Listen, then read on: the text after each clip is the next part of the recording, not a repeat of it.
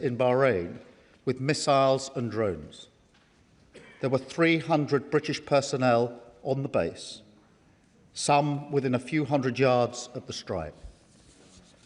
Last night, a drone hit RAF Akrotiri in Cyprus. There were no casualties in this strike. Mr. Speaker, it is important for me to say that our bases in Cyprus are not being used by US bombers. The security of our friends and partners in Cyprus is of critical importance. And, Mr. Speaker, I want to be clear. The strike on RAF Akrotiri in Cyprus was not in response to any decision that we have taken. In our assessment, the drone was launched prior to our announcement. Iran's aggression towards Britain and our interests is long-standing, and that's why we've always ensured that protections for British bases and personnel are at their highest level. Mr. Speaker, it is very clear that the death of the Supreme Leader will not stop Iran from launching these strikes. In fact, their approach is becoming even more reckless and more dangerous to civilians. They are working ruthlessly and deliberately through a plan to strike not only military targets, but also economic targets in the region, with no regard for civilian casualties. That is the situation we face today, and to which we must respond. Mr. Speaker, I've been speaking to our Gulf partners over the weekend. They're outraged by Iran's acts, particularly as they played no part in any strikes, and they've asked us to do more to defend them. Moreover, it is my duty, the highest duty of my office, to protect British lives. That is why we put British jets in the air, Typhoons and F-35s, as part of coordinated defensive operations, which have already successfully intercepted Iranian strikes, including, Mr. Speaker, taking out one drone that was heading towards a coalition base in Iraq, housing UK service personnel.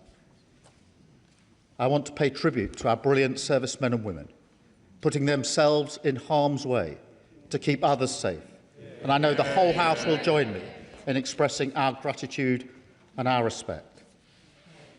But, Mr. Speaker, it is simply not possible to shoot down every Iranian missile and every drone after they've been launched. The only way to stop the threat is to destroy the missiles at source, in their storage depots or at the launchers. The US requested permission to use British bases for that specific and limited defensive purpose, because they have the capabilities to do so. Yesterday evening, we took the decision to accept that new request in order to prevent Iran firing missiles across the region, killing innocent civilians, putting British lives at risk, and hitting countries that have not been involved. To be clear, the use of British bases is limited to the agreed defensive purposes. We are not joining the US and Israeli offensive strikes. The basis for our decision is the collective self-defence of long-standing friends and allies and protecting British lives. It is in accordance with international law, and we've produced a summary of our legal advice which clearly sets this out. We will keep the decision under review. Mr. Speaker, we are not joining the strikes, but we will continue our defensive actions in the region. France and Germany are also prepared to enable US action to destroy Iran's capability to fire missiles and drones from source. I've been in close contact with President Macron and Chancellor Merz in recent days, as well as President Trump and leaders across the region to that end. Mr. Speaker, be in no doubt, the regime in Iran is utterly abhorrent.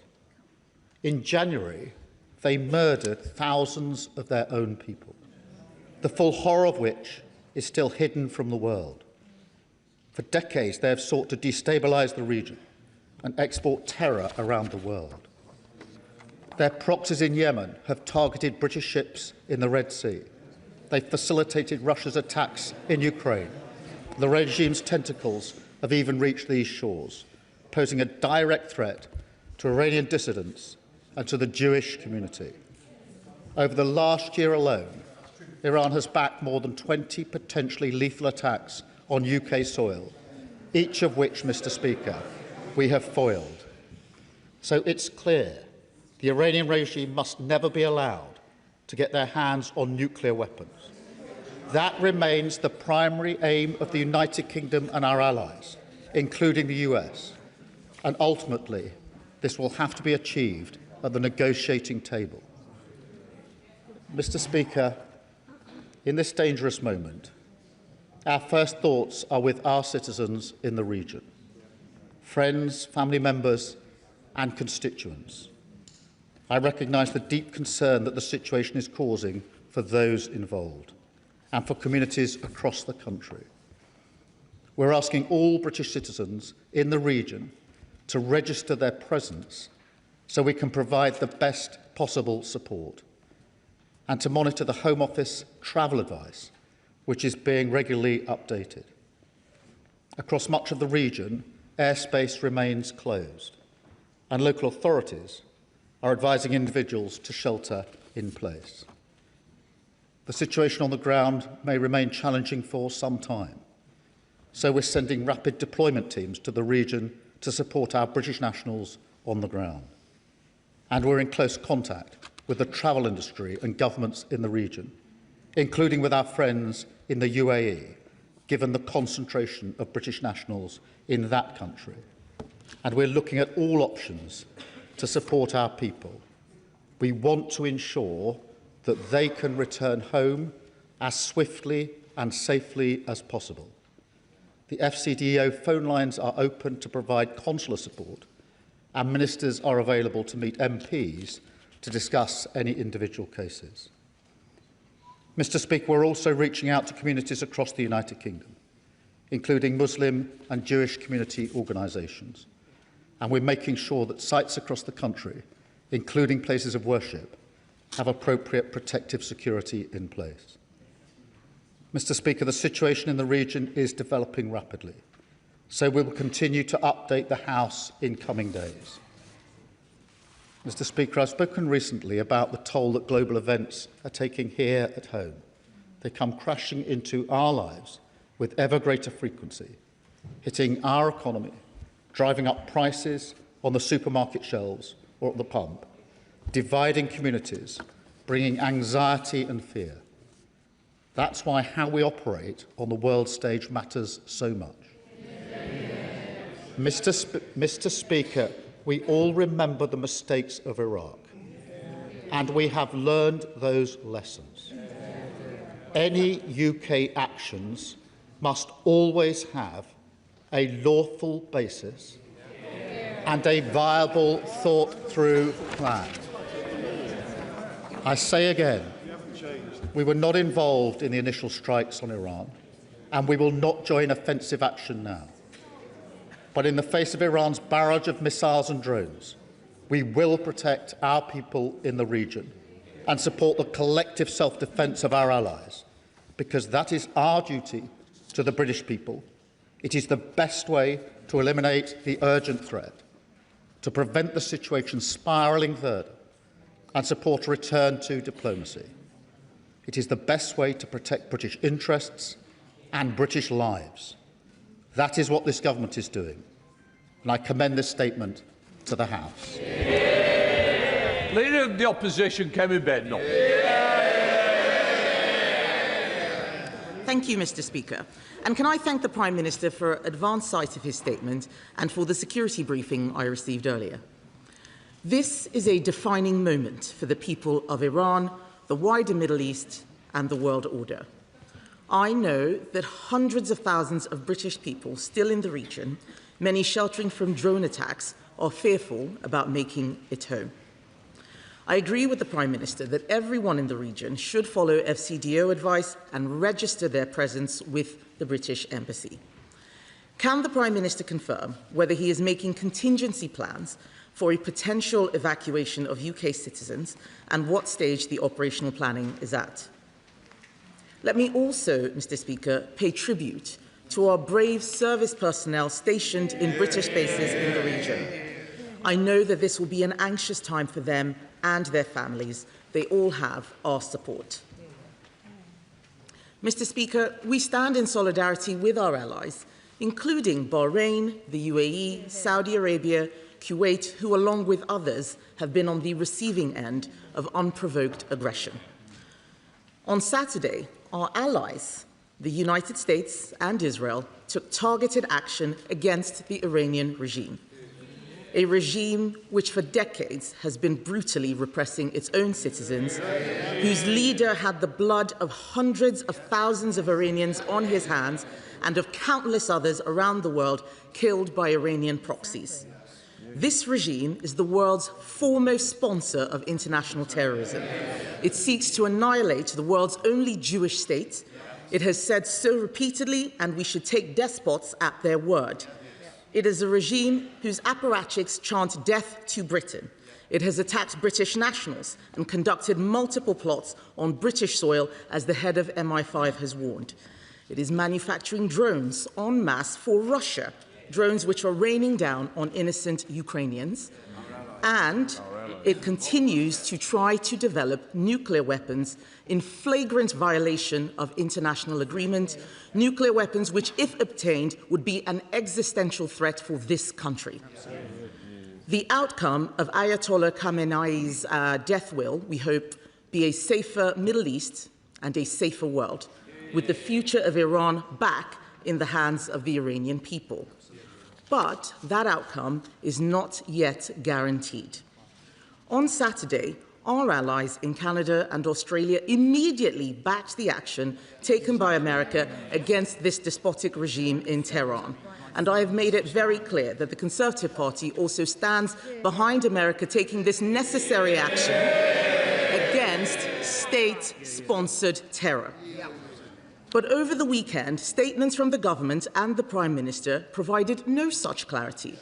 It was only last night that the Prime Minister finally told us that the government would allow our allies the use of our own air bases, despite it being obvious that UK interests were under imminent threat. It took Iranian missiles hitting allies in the Gulf before he finally made a decision. And even after that, the Foreign Secretary said this morning that the government has put limits on the actions of our allies operating from our bases. Unbelievably, in his statement today, the Prime Minister still cannot say whether he backs the strikes or not. Today, the President of the United States has taken the extraordinary step of rebuking the Prime Minister publicly, saying he took far too long to grant access. We are told that this dither and delay is because of concerns over international law, but I am afraid that explanation simply does not hold. International law didn't prevent our allies from clearly and unequivocally stating whose side they were on. You don't need international law to say whose side you're on. It has not prevented British governments in the past from supporting strikes which we knew to be right. As the Shadow Attorney General has said, if the doctrines of international law are unable to restrain Iranian terrorism and mass murder, if they tie the hands of democracies while forcing us to stand and watch Iranian atrocities, international law will have failed. It will have become a fundamentally immoral system of law. Why is it that under this Prime Minister, international law always seems to be at odds with our national interest? Why is it that we are giving away? Why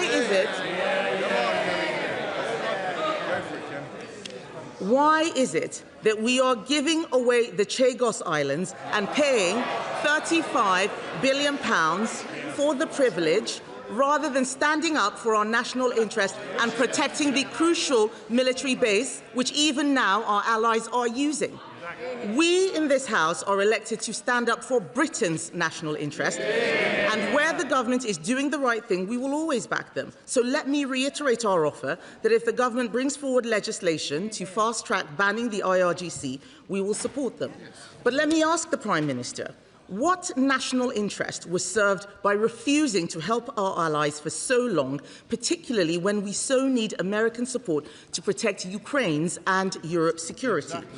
Are we going to see new UK military capabilities deployed to protect our security partners, our bases, including in Cyprus, and British nationals in the region?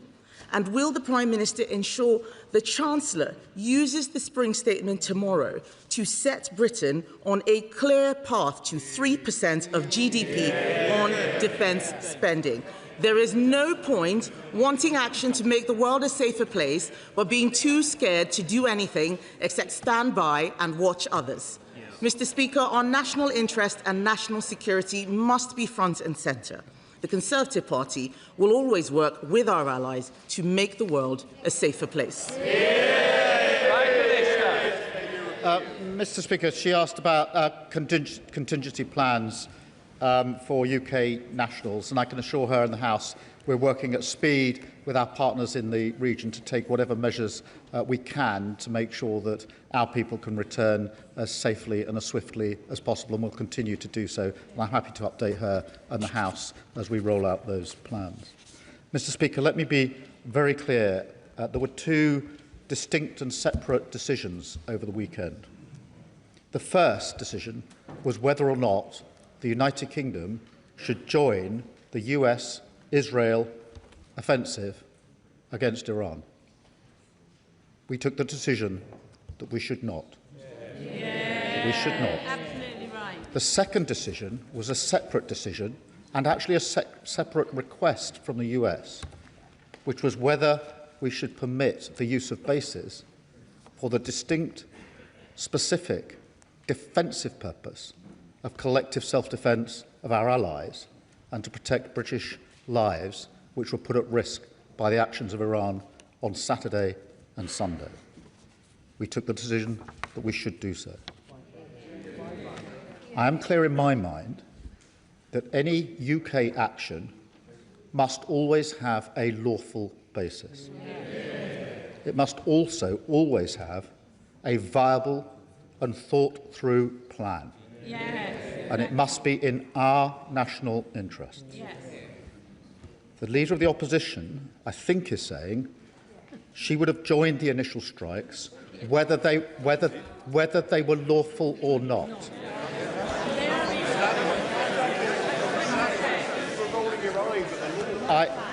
I noticed she didn't say the Shadow Attorney General said they would have been lawful, just that the law should be changed. And I think she said they would have joined the initial strikes without regard to whether they had a plan. She was very critical of us not joining sooner. Therefore, it's impossible to have that position without arguing that we should and we could have joined. I fundamentally disagree. Mr. Speaker, I will tell the House why. Where our military personnel take action, putting their lives at risk, it is our duty, my duty, to ensure they have a lawful basis. On Saturday, we deployed UK pilots into the sky in the region, and they've been working there ever since. They deserve to know that their actions are lawful and there is a viable, thought-through plan. And I will not countenance committing our military personnel to action which doesn't have a lawful basis. That is not a fair thing to do to our serving personnel. And no UK Prime Minister has ever committed our personnel to action unless it's got a proper lawful basis. In the Select Committee, Dame Emily Thornbury. Thank you very much, Mr. Speaker. Although the attack on Iran by the US and Israel was ill-advised, ill-judged and illegal, it is absolutely no excuse for the Iranians to recklessly bombard its Gulf neighbours. I'd like to ask the Prime Minister, is he in a position to give us more details on what we're doing with our Ukrainian friends to support the collective self-defence of Arab nations against the Iranian Shahid drones that are causing so much damage in Ukraine and now in the Gulf? Can I thank her for that question, because it is an important question. Ukraine, sadly, has more expertise than anyone in dealing with drones, and that's why we're putting their expertise and our expertise together and using it to help our allies in the region as they struggle with drones as we speak. Sir Ed David, Leader of the Liberal Democrats. Thank you, Mr. Speaker. Can I thank the Prime Minister for advance sight of his statement for my security briefing. Once again, President Trump has launched a unilateral and unlawful act. Ayatollah Khamenei was a brutal dictator and a monstrous war criminal. He supported Hamas and their October the 7th atrocities, and he massacred thousands of his own people for daring to protest against decades of repression. I shed no tears for him. But instead I think of all the innocent Iranian civilians who have lost their lives. I think of the US service personnel killed in action, our allies and partners in the region who are being outrageously targeted by Iran, and our British bases which have already faced attack. They did not choose this war. Donald Trump did, and he will bear responsibility for it. We have seen before what happens when an American president launches an illegal war with no idea how or when it is going to end, and we fear for what comes next. So in discussions with the White House, has the Prime Minister demanded to find out what Trump's plan is for what comes next? Does the Prime Minister understand that when he fails to stand up to Trump, especially when he breaks international law, it makes our country less safe? And how will the Prime Minister be sure that defensive operations from UK bases will not become offensive? And in rightly protecting our allies in the region, can we be assured by the Prime Minister that he won't follow Trump's lead down a slippery slope into a protracted conflict? And finally, Mr. Speaker, we rightly expect our brave armed forces to protect British citizens around the world in crises like this. But that includes tax exiles like Isabel Oakeshott and washed-up old footballers who mock ordinary people who stay in the UK and pay our taxes here. So as we protect them, does the Prime Minister agree it is only right for tax exiles to start paying taxes to fund our armed forces just like the rest of us do? Well, can I thank you for his question and agree that the response of Iran has been outrageous, particularly hitting countries which played no part in the strikes on them.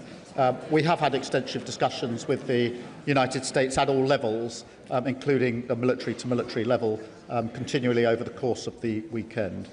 We deliberately took the decision not to join the offensive strikes that were carried out by the US and Israel.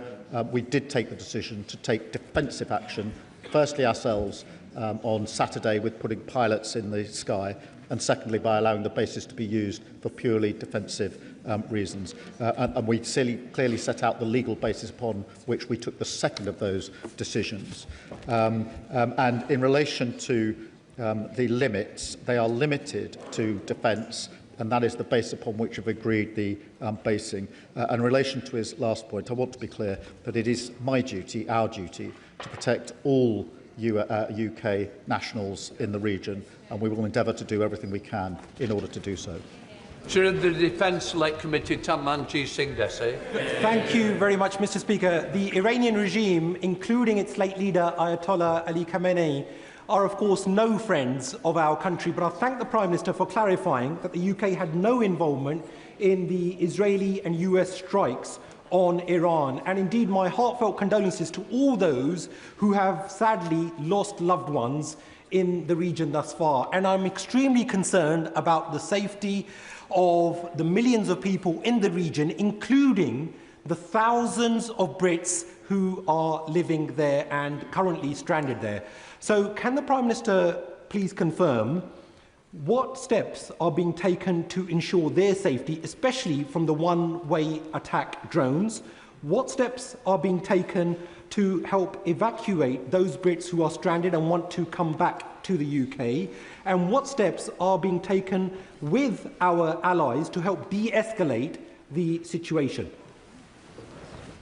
In relation to the protection of our citizens, obviously we're still operating and we will continue operating defensively in the air in the region, taking out the missiles and the drones and the strikes, and we have permitted the US basing specifically for the purpose of taking out Iran's ability to launch the strikes in the first place, and the US has the capability to do that in particular.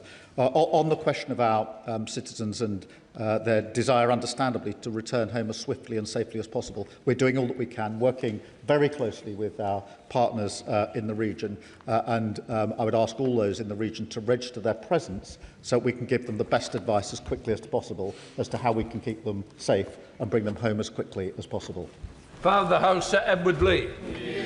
Whilst many of us believe that we should be guided by the law of national self-interest, not so-called international law, does the Prime Minister agree that we are right to be cautious in this matter, that the British public will warmly support him in defending British people and bases, but they're very sceptical about being dragged into the cesspit of Middle East politics?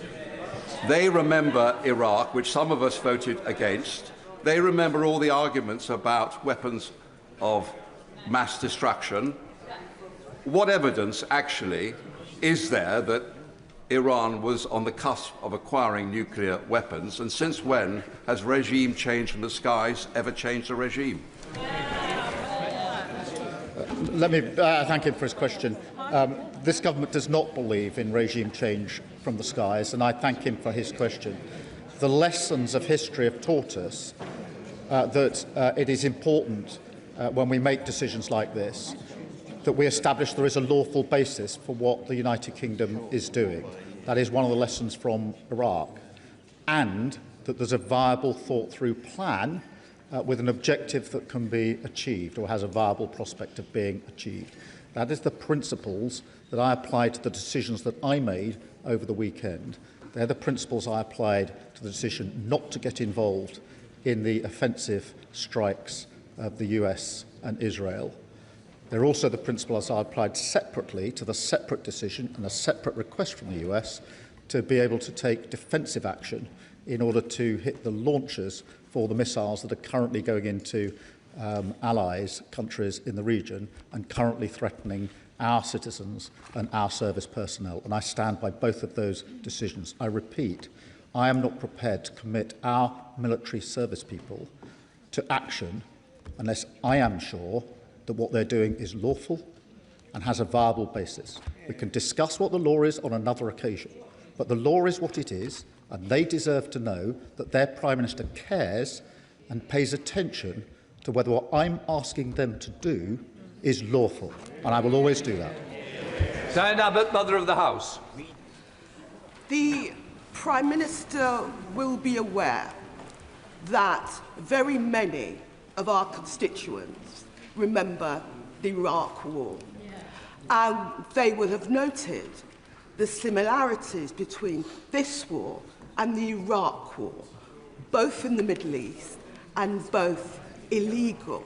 Of course, this regime, the current regime in Iran, is a horrible regime, violent, murderous, and a threat to international order.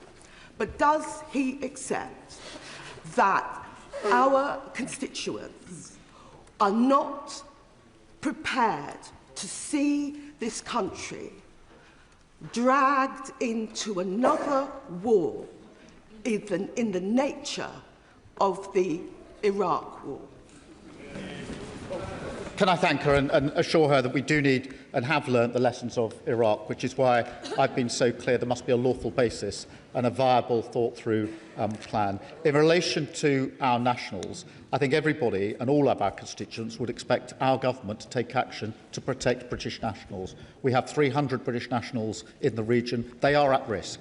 We've already seen strikes on hotels and airport hotels where our British nationals have been staying. We've had strikes near military bases within hundreds of yards of our personnel. It's our duty to take the action that we can take and will take to protect them. Sir Oliver Dowden.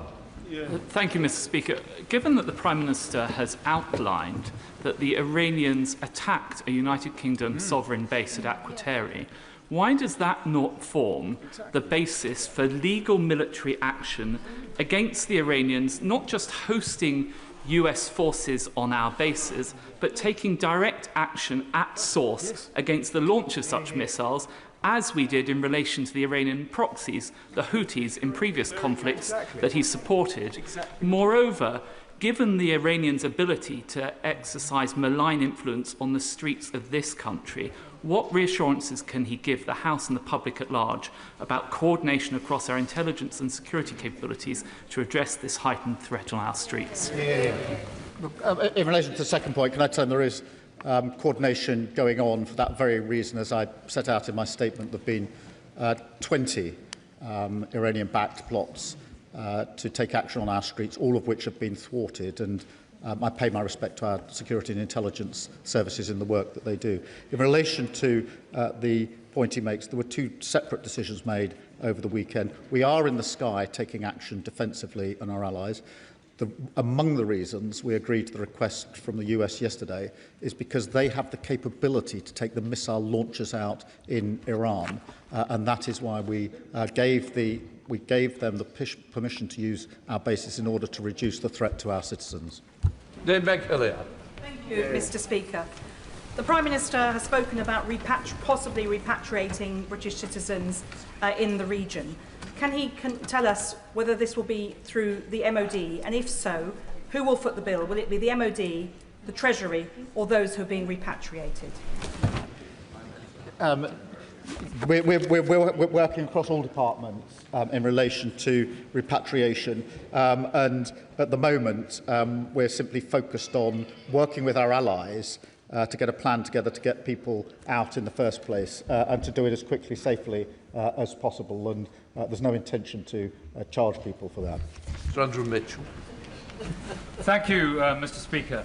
The Prime Minister's reaction at the end of last week appeared to many to be both anemic and disappointing, and at variance with the other Five Eye nations. Yeah.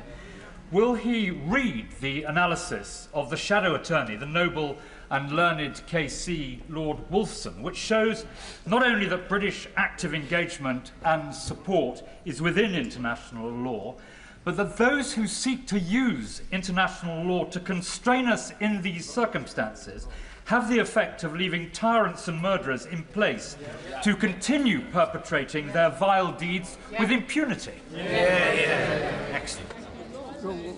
Mr. Speaker, we obviously coordinate with our Five Eyes partners.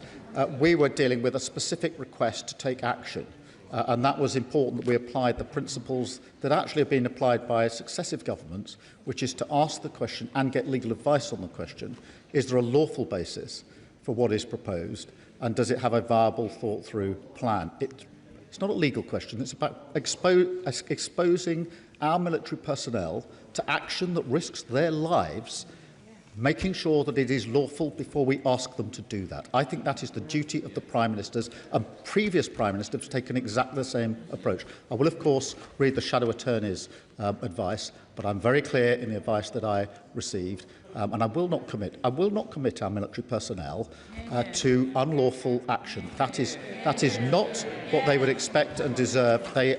They are entitled to better than that. Donald. As others have mentioned, from Iraq to Afghanistan to Libya, I think many of us know the way this goes.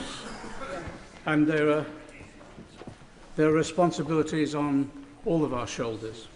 And the Prime Minister is right, there needs to be a plan. Has the US President shared with him or consulted with him on what the plan is? Because from our experience we know it's easy for politicians to start the war and fire the weapons.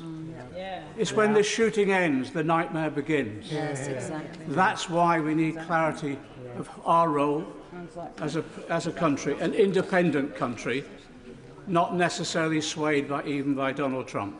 And can I say to him, when he stood for the leadership of the Labour Party, he very clearly set out that there would be a vote in this House on any decision about military action. Can I ask him to assure us, so that we don't drift into this war as we have in the past, that there will be a vote in this House? Well, can I thank him? And he's right to urge caution. History teaches us that. And that is why it's important not only that there's a lawful basis, but there is a plan that is viable and thought through. And obviously, we've had discussions at all levels with the US in relation to that. In relation to the decision I took yesterday, I'm very clear what the lawful basis is and what the plan in relation to the protection of our nationals is. On the question he raises about a vote, that is, of course, a vote on offensive action, deploying our troops or military, and that is not this situation. Carmike. You will recall that in 2003, this House voted to support George Bush's war in Iraq, and that 10 years later then we voted against supporting Barack Obama's intervention in Syria. I believed and still believe that on both occasions we made the wrong decision, but it was of critical importance for the political and even the social cohesion of this country that these should be decisions made in this chamber. Mr. Speaker, the people of the United Kingdom will not support an intervention that does not have a clear objective and a clear plan for post-conflict period. Will the Prime Minister be guided by these principles, and will he ensure that this House is given its place in whatever is handed to us in the weeks and months to come? Well, of course, this House must hold accountability and debate on this issue. But just in relation to the vote, there is no convention for a vote in relation to defensive action, only offensive action. And nor could there be, realistically. Defensive action has to be taken at very swift notice. On Saturday morning, I had to take the decision to deploy our pilots to the sky in order to defend our UK nationals. There is no way we could have waited for a debate or vote in the House. Equally, last night I had to take a decision about the deployment and use of bases, and to do that when it was important to do it as a matter of some urgency. But I agree with him, there must be a full debate in the House, but actually the vote in the House is in relation to deployment of military personnel for offensive action, and that is something I have advocated. Abtisam Mohammed. Mr. Speaker, I have constituents and family in the region, all terrified about what may come next. The world is infinitely a more dangerous place today than it was last week. Trump and Netanyahu chose to throw away diplomacy and launch a direct attack on Iran, an attack which, as the Prime Minister has said, can never be justified under international law. Equally, Iran's indiscriminate attacks on airports and hotels across the Gulf are also flagrant violations of sovereignty and clear breaches of international law. Does the Prime Minister recognise that this regime change attempt, like so many others before it, will only result in years of instability and conflict in the region? And what assurances can the Prime Minister give that the UK's involvement will remain in defence and will not turn into full-scale military involvement as we saw in Iraq and Afghanistan and Libya? Can I thank her for her question and be absolutely clear about the basis upon which the request was acceded to yesterday? It was the collective self-defence of our allies and the protection of British nationals. That remains the case. If it changes, I'll of course make a different decision and inform the House, and therefore she can rest assured that that's the basis of the action that we've taken and will remain the basis of the action that we've taken. Sir Jeremy Hunt. Thank you, Mr. Speaker. British influence in the Middle East is directly linked to the strength of our military and our willingness to use it. When he took office, the Prime Minister rightly increased defence spending, but that sum is now widely thought to be too little and taking too long. So will he unlock the argument between the Treasury and the Ministry of Defence so that this House can always have confidence that we will maintain a military formidable enough to defend our borders, our interests and our values? Yes, we're working at speed on that, and it's an important point, and it's important that we do so. I would remind the party opposite that they hollowed out our armed forces. It was this government that increased defence spending in the course of this Parliament. Rogan. Thank you, Mr. Speaker. Over the weekend, I passed through Dubai Airport, and along with thousands of other people and many of my own constituents, as it turns out, boarded a flight home. Shortly after leaving, we heard the news that this attack had happened. And my immediate thoughts went to the people that were still in the airport, that were then grounded and stuck there, not knowing where to turn or what was going to happen. Now, rather than the blatant aggression and angry sneers that we're seeing from some of the opposition, would the Prime Minister agree that what we need in this situation is calmness and a clear and strategic plan? That is what our constituents want. Can I thank, and I'm sure that's what our constituents do want. Can I also say how concerned I think we all are across the House at the attacks on hotels and airports in particular. These are hotels that British nationals and others are using, and airports, of course, that civilians are using. This is the extent of the strikes by Iran and the reckless disregard for civilian life that comes with the targets they're working through. Sir Olney. The people of Iran have suffered decades of atrocities under the rule of an oppressive regime.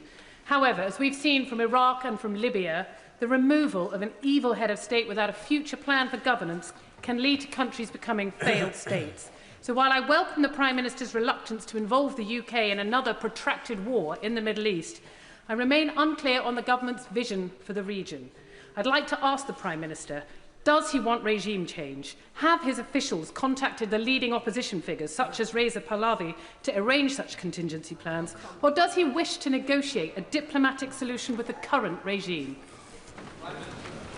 Mr. Speaker, the immediate plan is obviously to take the necessary measures to protect our nationals. And look, no, I don't think anybody mourns the death of the Supreme Leader. I firmly believe that ultimately the only way forward is a negotiated outcome. Whatever the conflict going on, in the end it will have to end in a negotiated outcome. And that has been the consistent position of both parties for a considerable period of time. Polly Billington. We have rightly been focused on defending and protecting British citizens in the region.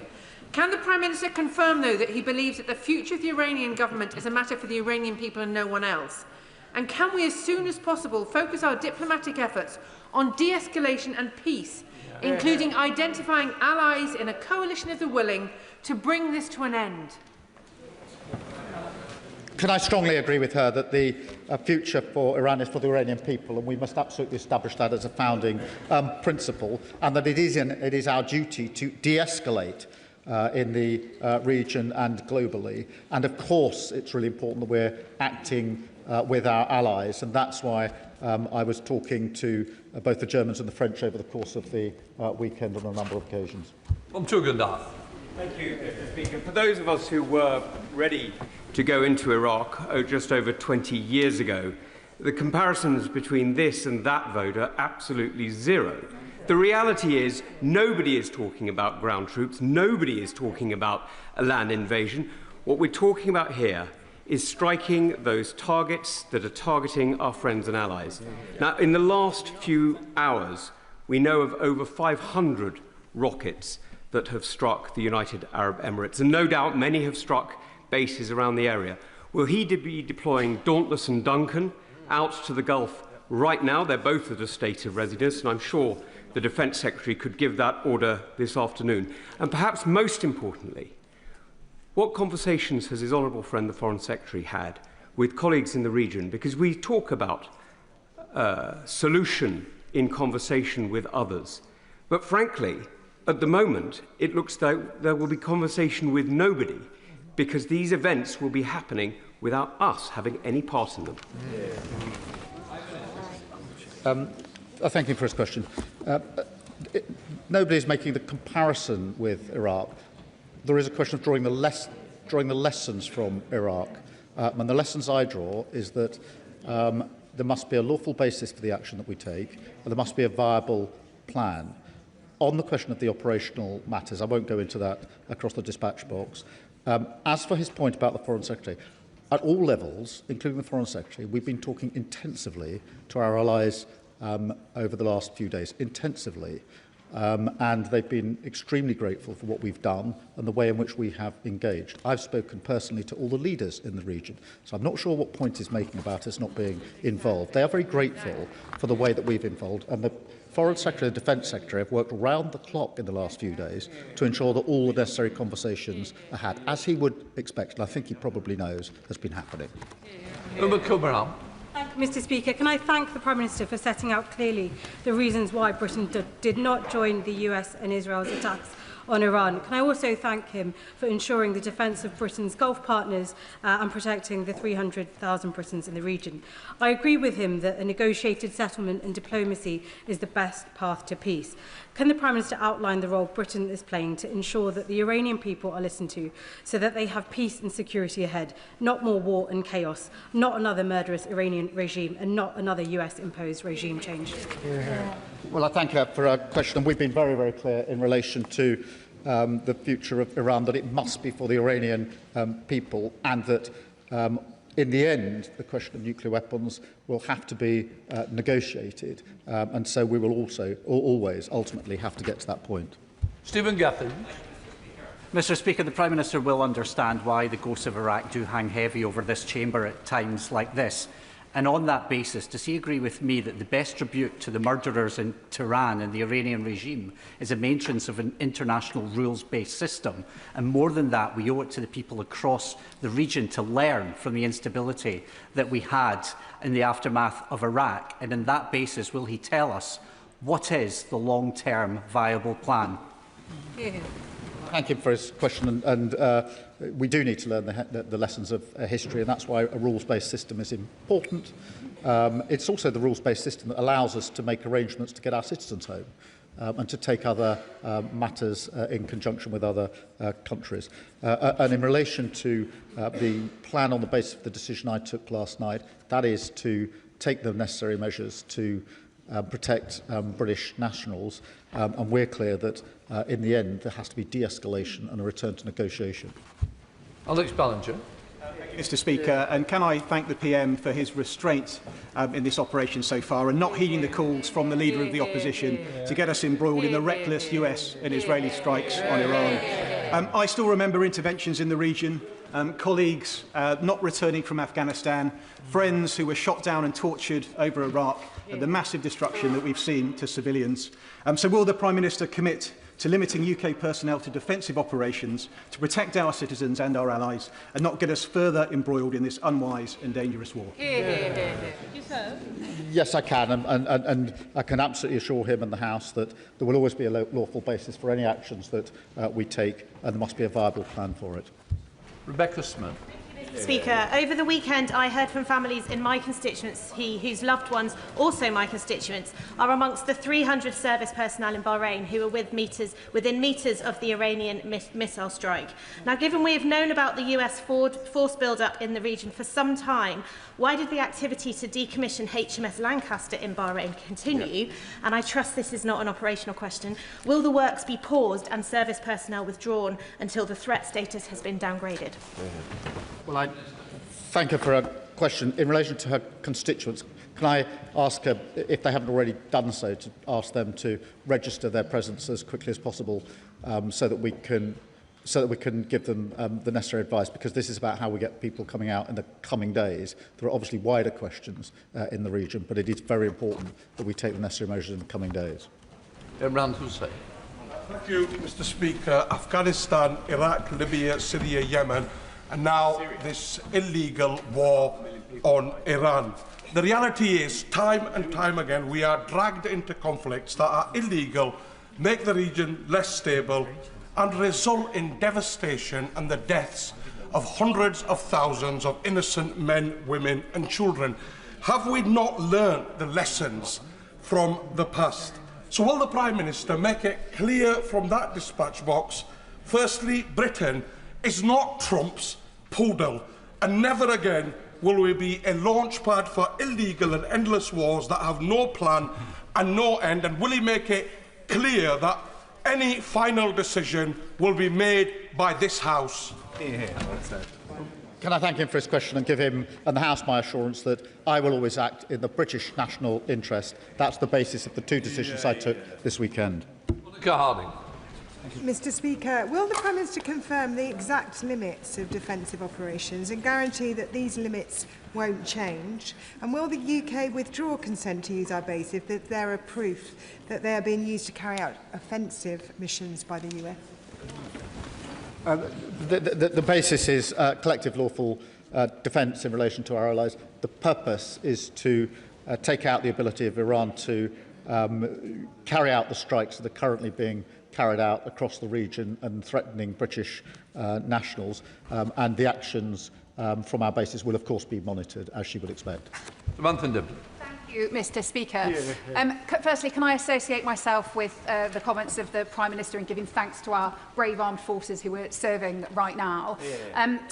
I have constituents in South Derbyshire, and I'm sure we all do across the country, who look at their TV screens and at their social media and see some world leaders who appear reckless, both internationally and domestically, overseeing what looks like state-sponsored murder of people in their own country. So can I thank him for his cool head in this engagement, and can I please implore him to continue exactly as he is, taking all the evidence into account and making decisions that are within the law and putting the interest of our British citizens, both in the countries that are under attack and in the region and at home, at first and foremost. Can I thank her for a question? I've set out the principles on which I've taken the decisions that I've taken this weekend. We keep uppermost in our mind the protection of our citizens and nationals who are in the region. There's 300,000 of them. They are at risk, and it's very important that we do everything we can to keep them safe and secure. Richard Tice.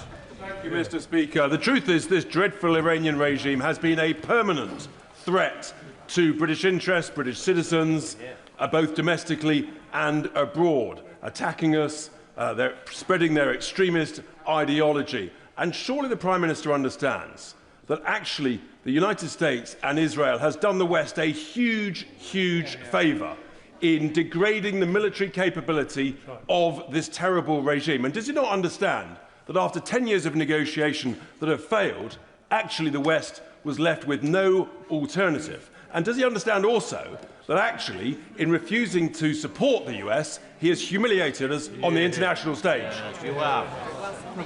Can I agree with him that the regime is abhorrent for all the reasons that I've already set out? But I think he's saying that because of that, it is perfectly right for a British Prime Minister to deploy and take action which would not be lawful. I simply and fundamentally disagree. I think it's a very important principle when we're talking about our personnel that we ensure that what we're asking them to do, and they're being asked to put their lives at risk, that we ensure that it is lawful. I believe in that fundamentally. I'm surprised if he doesn't. In his statement, the Prime Minister mentioned the drone attack on RAF Akrotiri and the UK's support for the security of friends and partners in Cyprus. Can he tell us how the UK is coordinating efforts with the Cyprus government to ensure the safety of the whole island, including the bases? Can I assure him I spoke to the President of Cyprus yesterday, and I'm hoping to speak to him again later today. Can I repeat what I said earlier, because it's important for reasons that he and the House will understand? The bases in Cyprus are not being used and not going to be used by the US. And it's very important. Why not? Because they're not suitable. But it's very important that that is made clear, because the President and I have been discussing that, as he will understand. John Whittingdale. Thank you, Mr. Speaker. On Saturday, Prime Minister Carney said, "Canada supports the United States acting to prevent Iran from obtaining a nuclear weapon and to prevent its regime from threatening international peace and security." Why was our Prime Minister not able to make the same statement? Was Prime Minister Carney wrong? Look, I'm not trying to pick divisions between our allies on this. I was presented with a different scenario, which is whether we should accede to 2 requests in relation to action to be taken. That is different, and that requires careful consideration of both the lawful basis and the viable plan. That is the basis on which I took the 2 decisions that fell to me. Different decisions fall to other Prime Ministers. Tony Vaughan. Mr. Speaker, I thank the Prime Minister for his careful response to this issue and his ongoing commitment to the international rule of law. My constituents' parents, Lindsay and Craig Foreman, are currently serving an appalling and unjustified 10-year sentence of imprisonment in Evin prison in Tehran. Other governments have given detailed instructions to their nationals as to what to do if Evin's prison gates were to open and order breaks down. So first of all, will the Prime Minister confirm that a plan covering that situation will be communicated to them to ensure their safety? And secondly, has the government impressed upon the US and Israel the importance of not targeting Evin prison as Israel did last year, given that the lives of 2 British citizens are at stake? Well, can I thank him for raising this case and assure him that we have been and will continue to take all necessary action to safeguard their interests in relation to this case. Dr. Ross-Savin. Thank you, Mr. Speaker. RAF Fairford is in my constituency of the South Cotswolds. The government has now authorised the US Air Force to use RAF Fairford for defensive operations. Residents have been contacting me today, understandably concerned for their safety, especially given the recent events at RAF Akrotiri. Given that the Prime Minister has pledged to prioritise the safety of UK citizens, what assurance can he offer specifically to the people of Fairford that their safety and security will be fully protected now that UK air bases may be used in operations targeting Iran? Can I thank her for raising that and assure her and her constituents that all necessary measures are being taken to keep her constituents safe in relation to the use of the base in her constituency. That is a first order priority for us, and that's what we're doing. Melanie Ward. Thank you, Mr. Speaker. The Prime Minister is right to be clear that UK military action has to be in line with international law and that we were not involved in Israel and the US's offensive action. He is also right to act to protect British lives and British interests in the face of Iranian attacks. Let me ask the Prime Minister, in rightly drawing lessons from Iraq, does he agree that a failed state in Iran is not in the interests of the UK and not in the interests of the wider Middle East? No, I mean, we do have to learn the lessons, and collapsing and failed states have historically proved to be worse, so we do have to be careful. Sir Julian Lewis. If a missile battery in Iran was continuing to target British bases, would an airstrike against it be offensive or defensive? Mr. Speaker, I think I've made clear the base of this. The second decision, we have authorised the US to use our bases in order to take out the ability of Iran to make those strikes. That is legal because it's a collective self-defence. Sir Zan Joseph. Mr. Speaker, Iran's reckless attacks have fuelled further regional instability, putting British peoples at risk, along with our allies across the region.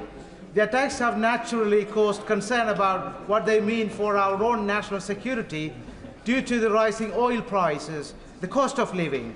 Does the Prime Minister agree with me that the UK continue to act decisively in our own national interest, including how these conflicts can impact every household in our country? Can I thank him for that question? We're very concerned about the wider impact, and that's why it's important that we continue to argue for de-escalation and a return ultimately to negotiation. Dr. Elijah. Thank you, Mr. Speaker. My party and I stand with all the brave Iranians who condemn the vile regime in Iran. We also condemn the deeply irresponsible and illegal attack by the US and Israel on Iran, launched in the middle of nuclear negotiations led by Trump, a clearly unstable loose cannon, and Netanyahu, a war criminal. The UK must stand unequivocally against this reckless action. So will the Prime Minister publish the legal advice he received on the initial American and Israeli strikes, not just the more recent advice on the defensive posture? And will he commit to a vote in this House on any UK involvement in this war? We are not at war, and we are not getting involved in offensive action that the US and Israel are taking.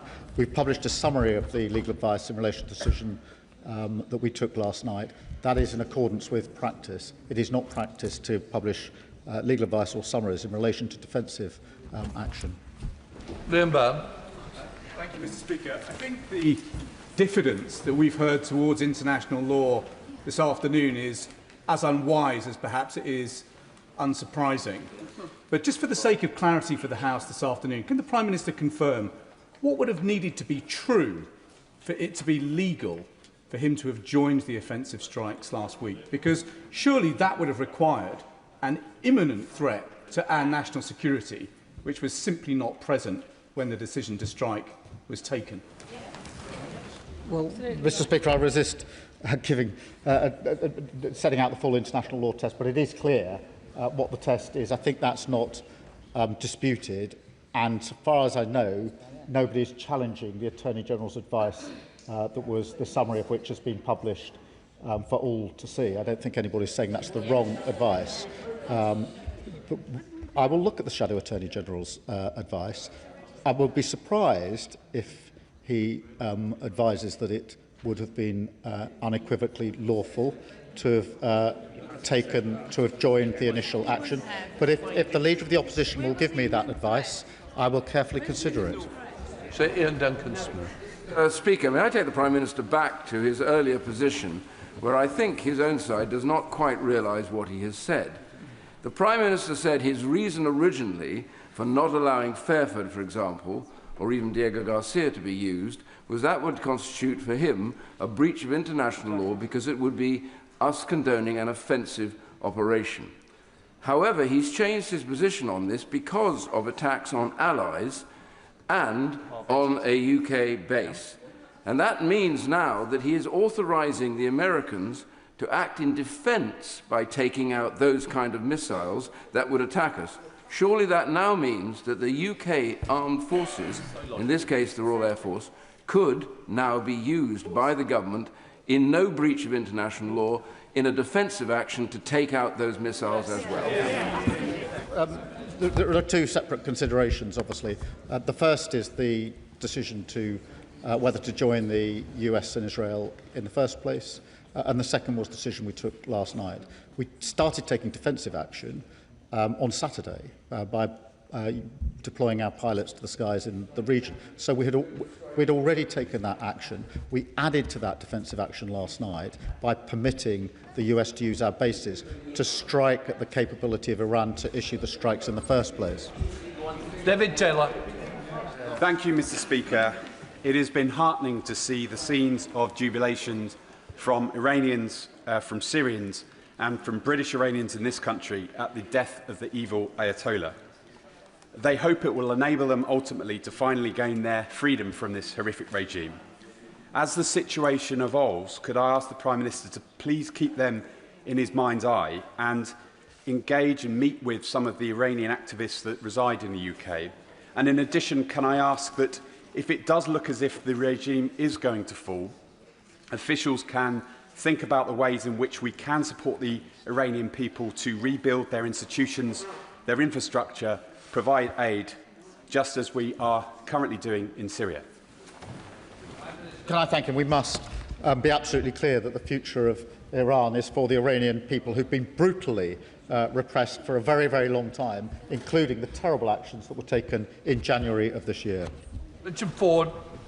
Mr. Speaker, in his statement, the Prime Minister explained his disagreement with the US President about UK participation in the initial strikes, and I commend that decision.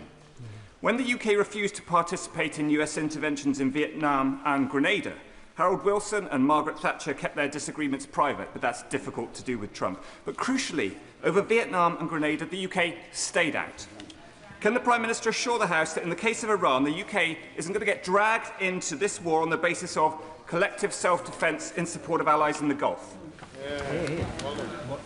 Well, I hope I've set out my position clearly and the reasons behind my decision. That is the basis upon which we made the decision last night. We'll keep it under review, and if it changes, I'll come back to the House.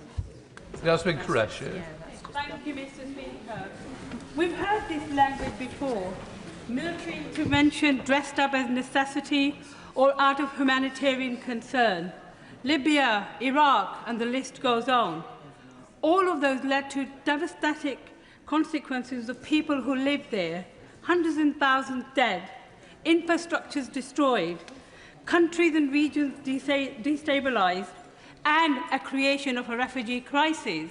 And I hope that all of those who are chomping for this war will welcome the extra refugees that will be coming onto our shores in light of these particular consequences. Article 51 of the UN does not allow for regime change. And I'm so grateful for our Prime Minister for not going and joining in this illegal war by US and Israel. So can I ask the Prime Minister please to continue with this direction so we don't get involved in another illegal war in the Middle East? I can assure her and the House I'll apply the same principles of whether there's a lawful basis and a viable case to the decisions that we take. Shelley Shelbrook. Thank you, Mr. Speaker. I'm sure I welcome the Prime Minister's comments about working with religious communities, trying to ensure safety. But I was appalled, but I'm afraid not shocked, I'm sure the Prime Minister was as well, to see once again the Deputy Leader of the Green Party at the weekend protesting in support of the Ayatollah. And I'm afraid that the Green Party has become a magnet for all of the people that he, quite rightly, kicked out of the Labour Party. And the hatred and the fear that runs through Leeds now, being whipped up at times by Councillor Mothin, is a disgrace. And West Yorkshire Police have begged Leeds City Council at times to have a named person to hire spaces which Leeds City Council run. And they wouldn't do that. And the reason the police wanted that because they can hold somebody responsibly. My Jewish community, Prime Minister, are terrified at going into Leeds at the weekend. So may I ask the Prime Minister, may I ask the Prime Minister, will he ensure that he works closely with all policing authorities to ensure that my Jewish community and other communities can be safe? Well, can I thank him for his question? And I think we're all shocked by the actions of the Deputy Leader of the Green Party, perhaps not surprised given their recent turn of direction. And it is important that all of us set our face against anti-Semitism. And I have to say the argument that the Green Party makes that now is the time to get out of NATO and negotiate with Putin over our nuclear weapons is contrary to the British national interests. Chian Mora. Thank you, Madam Deputy Speaker. There are direct flights from Newcastle to Dubai and many Geordies in the region, including in the armed forces. So I want to thank the Prime Minister for the steps he is taking to support and protect them, and particularly to acting within international law. Iran is a murderous, despotic state which has frequently threatened and does threaten UK security. But the sight of bombs raining down across the Gulf will not make my constituents feel more secure, especially when the impact on democracy and human rights in the region, and indeed the Iranian regime itself, is, to put it mildly, unclear. So what steps is the Prime Minister taking to bring this conflict, to help bring this conflict to an end and restore some semblance of security in the region? Can I thank you for raising the concerns of her constituents, and I do understand just how worried they will be, as will all of our constituents who are in the area. That is why it's important that we take measures in the region, as we are doing, to try and take the missiles out of the air, and that is the reason we've given permission to the US to use the basis for the limited and specific purposes that I've set out. Jeremy Corbyn. Thank you, Madam Deputy Speaker.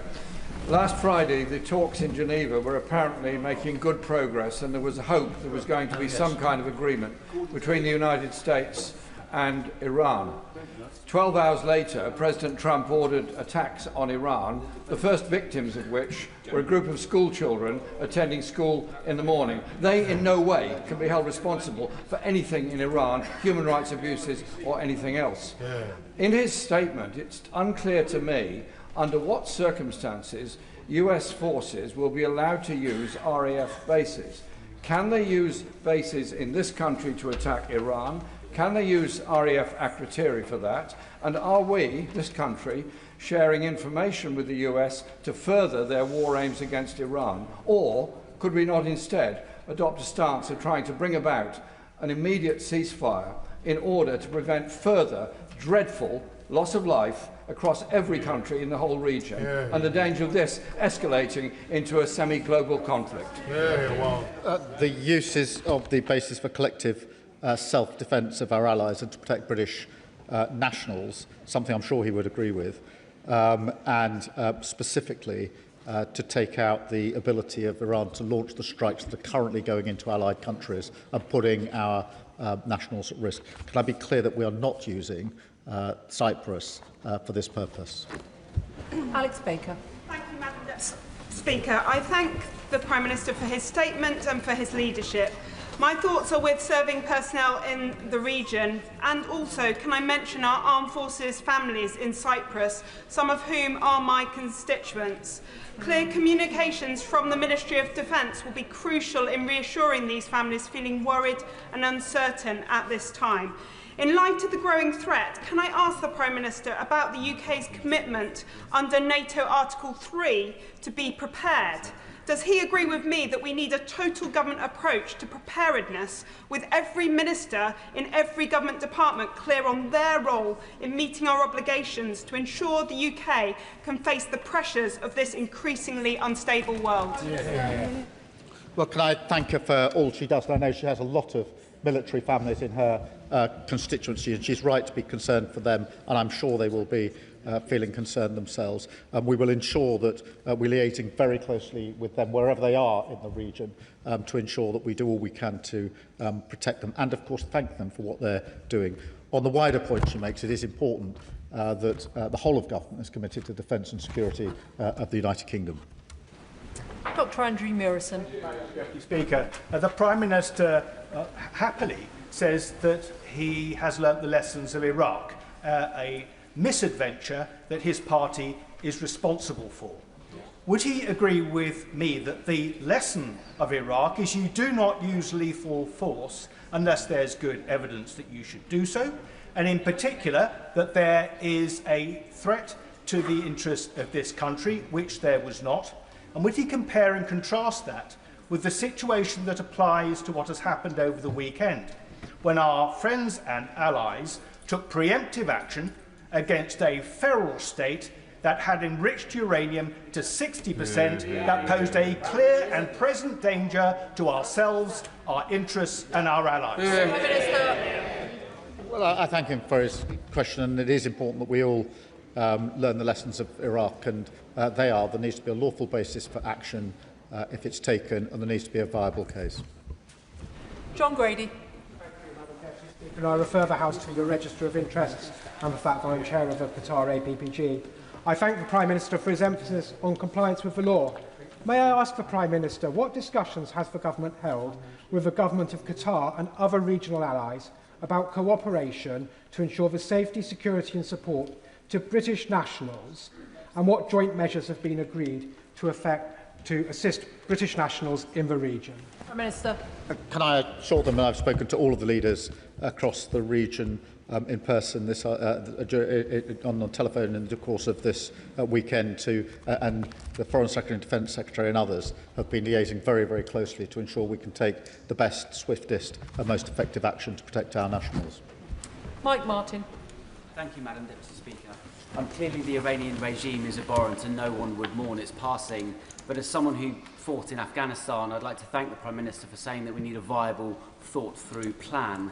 Clearly the US doesn't have this plan. President Trump over the weekend said that they were planning on handing Iran over to some people, but then they killed them by mistake. So one of my concerns is the 440 kilograms of 60% enriched uranium in Iran. If the regime is wiped out, the country falls into chaos, what is the plan for the uranium? Prime Minister. Well, I thank him for his question, and he points out the reasons why I've proceeded on the basis there must be a lawful case for what is done and a viable plan. I think the immediate vision import for us is to ensure that we do what we can to protect our citizens and de-escalate the situation so that we can get to a negotiated outcome. Debbie Abrahams. Thank you, Madam Deputy Speaker, and I thank the Prime Minister for his statement and his reassurance as well about the principles for involving the United Kingdom in any military action. It is so important that we're clear that the rule of law on this side of the House must stand by, as well as having a viable plan. Has my right honourable friend been able to have any discussions with the Arab states and also Turkey in terms of how we might build that plan for de-escalation as quickly as possible? Prime Minister. Can I thank her for a question and assure her that we've been having discussions all weekend with counterparts in the region to that end, which is how do we rise to the challenge that is currently before us, what action can we take to protect our nationals and our allies across the region, and how do we de-escalate? Lincoln Job. Thank you, Madam Deputy Speaker. Can I thank the Prime Minister for his statement? And I agreed with parts of it. I agreed when he said that it's an abhorrent regime. I agreed when he said that British civilians, British service personnel and British sovereign bases have been attacked. And I also agreed with him when he said that you can't shoot all the drones out of the air, you have to attack them at source. But his statement very cleverly then implied two things. His statement implied that we didn't have, in international law, every justification for offensive action against Iran, and he also implied that only the Americans had the capability to do these offensive operations. So would he like to just very clearly, bearing in mind the world's listening, state very clearly that he understands that he would be justified on the basis that we've been attacked in launching offensive operations against our attackers, and secondly, that we have the capability to do so? Prime Minister. I clearly set out the two decisions that I made over the course of the weekend, including the decision on Saturday to start taking defensive action with our pilots in the region, and the decision last night to permit the US to use our bases in order to, for collective self-defence, in order to take out the ability of Iran to launch the strikes in the first place. Andrew Lewin. Thank you, Madam Deputy Speaker. Can I put on record my admiration for the skill and the bravery of our armed forces? We owe them a debt of gratitude now more than ever as they see action. The Prime Minister was absolutely right to say we must learn the lessons from Iraq and all the other conflicts where there has not been a viable end plan. Given that, can he reassure me that the decision to allow the United States to launch operations from our bases will be kept under constant review so that the UK's presence in this conflict remains a defensive one? Prime Minister. Can I give him that assurance? It will be kept under review, and I'll update the House accordingly. Afra Brandra. Thank you, Madam Deputy Speaker. It's no surprise that drones have become a central element of Iran's response. The Shahed drones they deploy are relatively inexpensive, easy to mass produce and capable of causing significant damage. However, the interceptors we use to bring them down are substantially more expensive. Given the rate at which Iran is deploying these drones against UK assets and our partners, and the scale at which they can be manufactured, this cost imbalance is a growing concern. What steps is the Ministry of Defence taking to develop effective but more cost-efficient countermeasures to address these challenges? And will he now look again at bringing forward the timescale for increasing our defence spending? Prime Minister. She raised an important point, and obviously we're working at pace in order to deal with the drones, and also working with our Ukrainian colleagues who've been facing this for 4 years, and we've been working with them on that. And that's why we are working with them to protect or help to protect allies who are under attack in the region. Naz Shah. Overnight, my constituents have lost the benefit only promised to them last week of savings on energy prices with the attacks on refineries across Saudi Arabia and Qatar. Oil prices have surged and soared, and gas prices to Europe have surged by 52% upwards just in the last few hours. The longer this carries on, it risks escalation, and across the Middle East and closer to home, this impacts on the day-to-day lives of the British people through increased energy costs. Can I ask the Prime Minister, firstly, what assessment has the government made on the risk of energy prices to a British household, and what efforts he's making to make sure we can de-escalate sooner rather than later? Minister. Well, she's right to highlight the impact on the day-to-day lives of our constituents, and we're carefully monitoring that, as you would expect, and we're doing all that we can with our allies to de-escalate the situation. Ian Room. Thank you, Madam Deputy Speaker.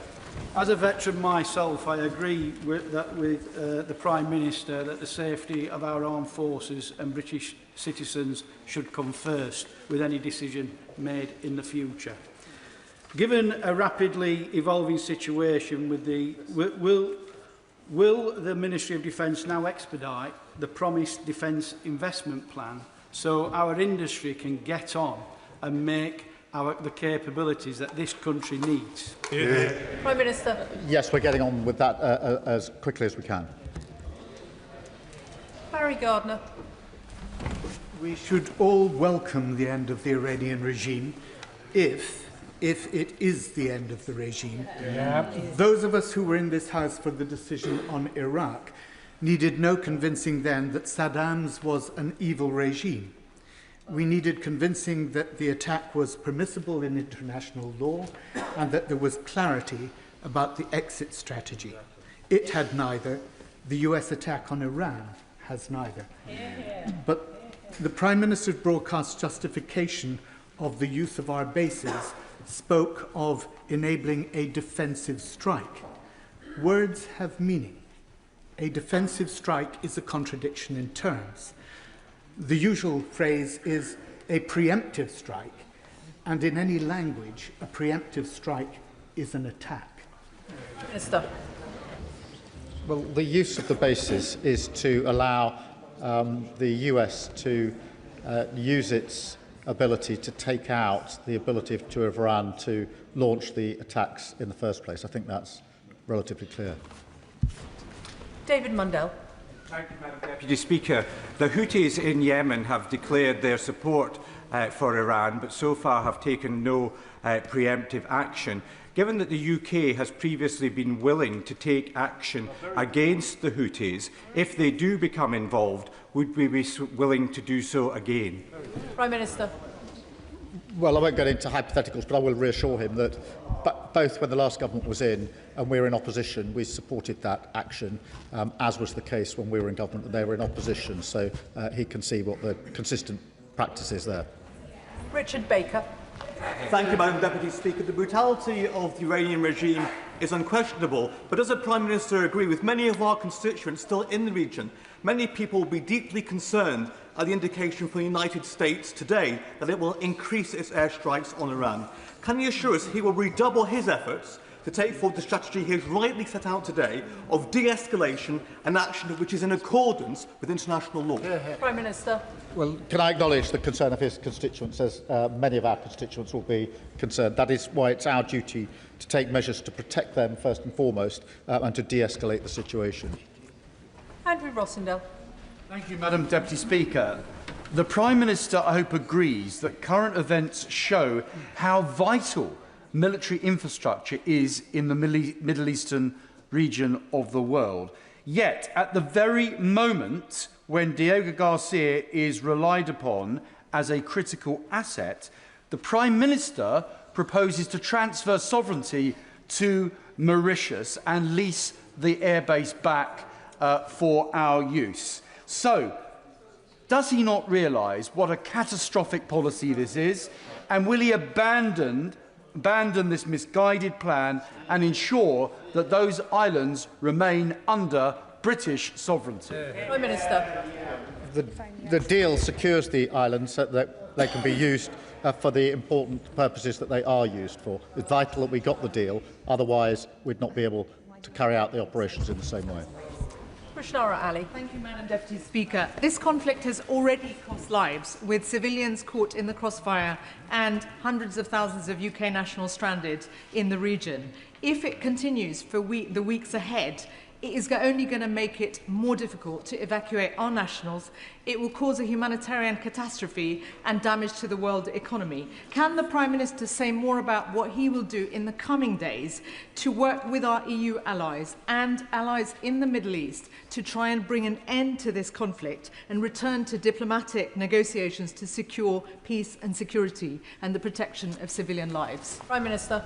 Can I reassure her that we're talking to our allies in the region and to allies in Europe and France and Germany in particular over the course of the weekend to be clear about the principles we're applying and to ensure that we're doing everything we can to de-escalate the situation. Jerome Mayhew. Seeking some clarity from the Prime Minister. Given his initial refusal of permission for the use of bases by the US, is it the view of His Majesty's government that the initial strikes by Israel and the United States were illegal? Prime Minister. Mr. Speaker, the question I was asked and I was answering was what would be the lawful basis for anything the United Kingdom would do. That is the question.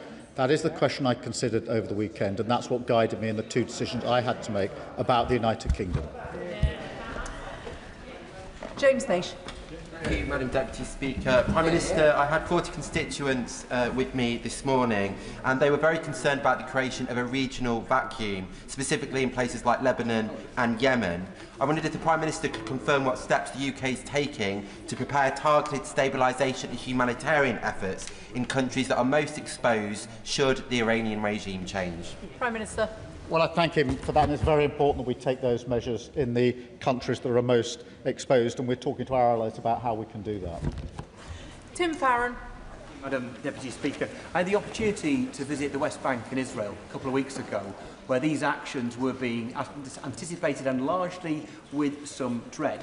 The great sense I got from talking to both groups of people was this sense of deep national trauma, and in no small part caused by the action of Iranian-backed terrorists. But what does the Prime Minister know about the ultimate intentions of either the Israeli or American governments here? What is their exit strategy? What are their objectives? There can be no probability of a regime change that comes from all this. So how does this make the lives of the Iranian people any better and the lives of the wider Middle East any more secure?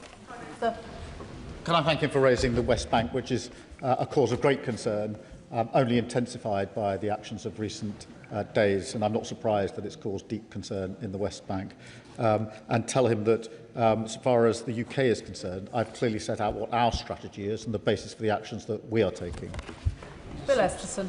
Deputy Speaker, the Energy Security Select Committee has heard multiple sets of evidence about the risk of our dependence on fossil fuels because of the volatility of prices. The way the oil and gas prices have gone up has been a salutary reminder of exactly that evidence. And remember, gas sets the price for our electricity most of the time as well. So isn't it the case that the energy transition is not a matter of ideology? It is a matter of both national security importance and economic importance.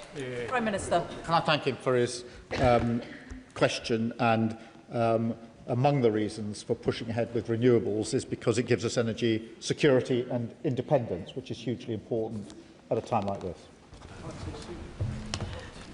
Can I please urge members to make their questions significantly shorter? There are still a huge number seeking to catch my eye. I know we're going to have an exemplary performance from Mark Pritchard with a very short question, please. Yeah.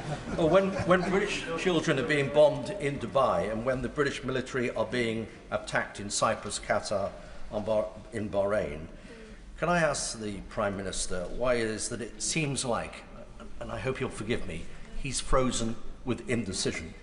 entangled in his own legalese and fretting about his own backbenchers, looking to the left in his own party as much as looking to the Middle East. He will know at that dispatch box that I've supported him time and time again on foreign policy decisions. But I have to say to him today, it is not his finest hour, that he's looking very weak, and that is not in our national interest.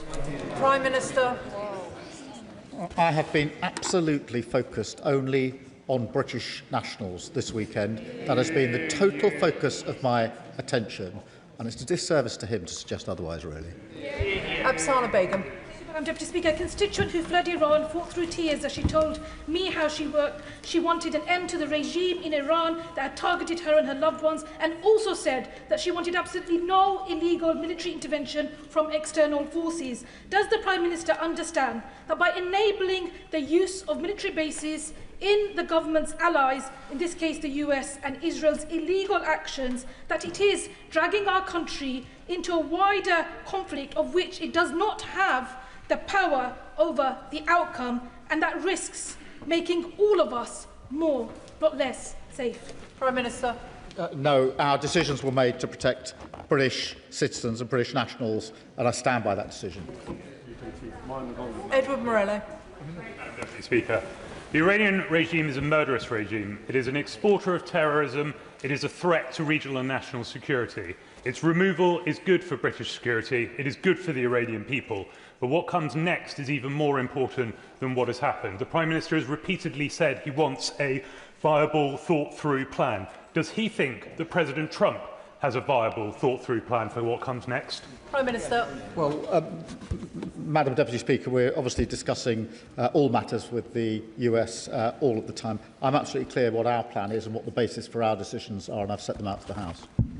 Luke Meyer. Thank you, Madam Deputy Speaker. Our primary duty at this time must be the safety of British nationals in the region. People like my constituents, the Foreman family, who are currently trapped abroad and not knowing when they will be able to come home. Their father's medication is running out today, and they have no idea whether they will be able to obtain those drugs. So what assurance will the Prime Minister provide that consular support will be put in for families like my constituents to make sure they can get the medication that they need and ideally come home as soon as possible? Prime Minister. Can I assure him that we're taking every step we can to ensure they have the support that they need, including steps over the course of this weekend? Greg Stafford. Thank you, Madam Deputy Speaker. Can I associate myself with the comments from the Prime Minister about our service personnel in Bahrain and in Akrotiri, which I had the pleasure of visiting in the summer? It's difficult to know where to start with the confusion and cognitive dissonance that is shown in the Prime Minister's statement, not least of which where he is against attacking Iran because it has nuclear weapons, but is willing to attack it because it has conventional weapons. Now, on the conventional weapons point, British sovereign territory in Akrotiri has been attacked, yet the Prime Minister is unwilling to use British personnel, the RAF, to strike on Iran. What would it take for Iran or any other state actor to do to this country for him to act? Prime Minister. We're using British personnel to defend Cyprus at the very moment. Josh Fenton-Glynn. Thank you, Madam Deputy Speaker. No one should shed a tear for the Iranian leadership. They're a brutal and oppressive regime, but there are other brutal and oppressive regimes in the world, and that in and of itself is never a reason to attack a country. So can the Prime Minister please assure me that any involvement of British troops or assets in this conflict will be purely defensive? Prime Minister. Madam Deputy Speaker, I've set out the principles on which I will act. I thank him for his question. Any action will have to have a lawful basis and a viable case. 30 seconds. David Chadwick. Thank you, Madam Deputy Speaker. As long as the Iranian regime exists, it will continue to pose a direct threat to our security and to stability across the region. Yet Cabinet Office figures show that non-ODA integrated security fund spending for the Middle East is set to fall by a third in the coming years. Can the Prime Minister explain why funding to counter Iranian threats is being reduced at precisely the moment that those threats remain so acute? Minister. We're taking a number of measures to deal with Iranian threats, as he would expect. Kim Johnson. Thank you, Madam Deputy Speaker. The Prime Minister claims that lessons have been learned from Iraq. I really hope that is true. Netanyahu and Trump instigated an illegal act of aggression, putting thousands of people's lives at risk, including UK nationals and the military. So does the Prime Minister agree with me that diplomacy and de-escalation is needed, and for not bringing Britain into a reckless and catastrophic war? And can you provide some details about this viable, thought-through plan in terms of repatriating our nationals? Prime Minister. Can I assure her I'll continue to apply the principles I've set out and work to de-escalate across the region? Craig Smith. Thank you, Madam Deputy Speaker. The Iranian regime ignored the JCPOA, which completely failed. The Iranian regime's terror activities have reached these shores. And while we meet here this afternoon, the Iranian regime's rockets rain down on our allies across the Middle East, including Hezbollah's rockets into Israel. So can the Prime Minister set out clearly what evidence underpins his view that this Iranian regime is in any way, shape or form interested in coming to the negotiating table? Prime Minister. My point is simply that in the end and ultimately there will have to be a negotiated outcome when it comes to nuclear weapons. But at what point that happens is obviously unclear, particularly after the last few days. But that is why it's been the consistent policy of both our parties for years that this should be a negotiated outcome. It was his party's policy until Friday of last week. Rupa Huck. Thank you, Madam Deputy Speaker. Door knocking in Ealing yesterday, a student whose parents fled Iran in 1979 told me how overjoyed they are to get rid of this despotic, tyrannical regime. Yet the methods, a girls' school was hit, 150 kids, after we appear to have normalised the bombing of schools, hospitals, refugee camps, universities by one of the two instigators of this action in Gaza, surely risk undermining the rules-based order. What does the PM see as the end game of this war, and how will he stop Operation Fury turning into Operation Futility? Prime Minister. Well, I've clearly set out the basis for the decisions that I've taken and my view that we should all do all we can to de-escalate the situation. Shawkat Adam. Thank you, Madam Deputy Speaker. I'd like to thank the Prime Minister for his measured statement and restraint. However, with Israel's and USA's illegal action over the weekend, taking out admittedly a very repressive and brutal regime leader, has left the region and the world in turmoil. And this is creating real fear, Prime Minister, especially for our children. In fact, my 14-year-old asked me over the weekend, Dad, are we all going to be okay? So as a father himself, can I ask what assurance he can give to my son, to all the children in this country and in the Middle East, that he will do everything in his power to prevent the outbreak of potentially World War III, which Donald Trump and Netanyahu are driving us towards? Prime Minister. The protection and security of British nationals is my foremost duty, and I take it very seriously. That's why I took the decisions that I did over the weekend and will continue to do so. Andrew Pakes. Madam Deputy Speaker, like many people in my constituency, I said prayers over the weekend watching the events unfold. It's clear the region's in a perilous state and we need a de-escalation, follow the rule of law and get peace back on the table. But can I ask the Prime Minister about a related question in the region?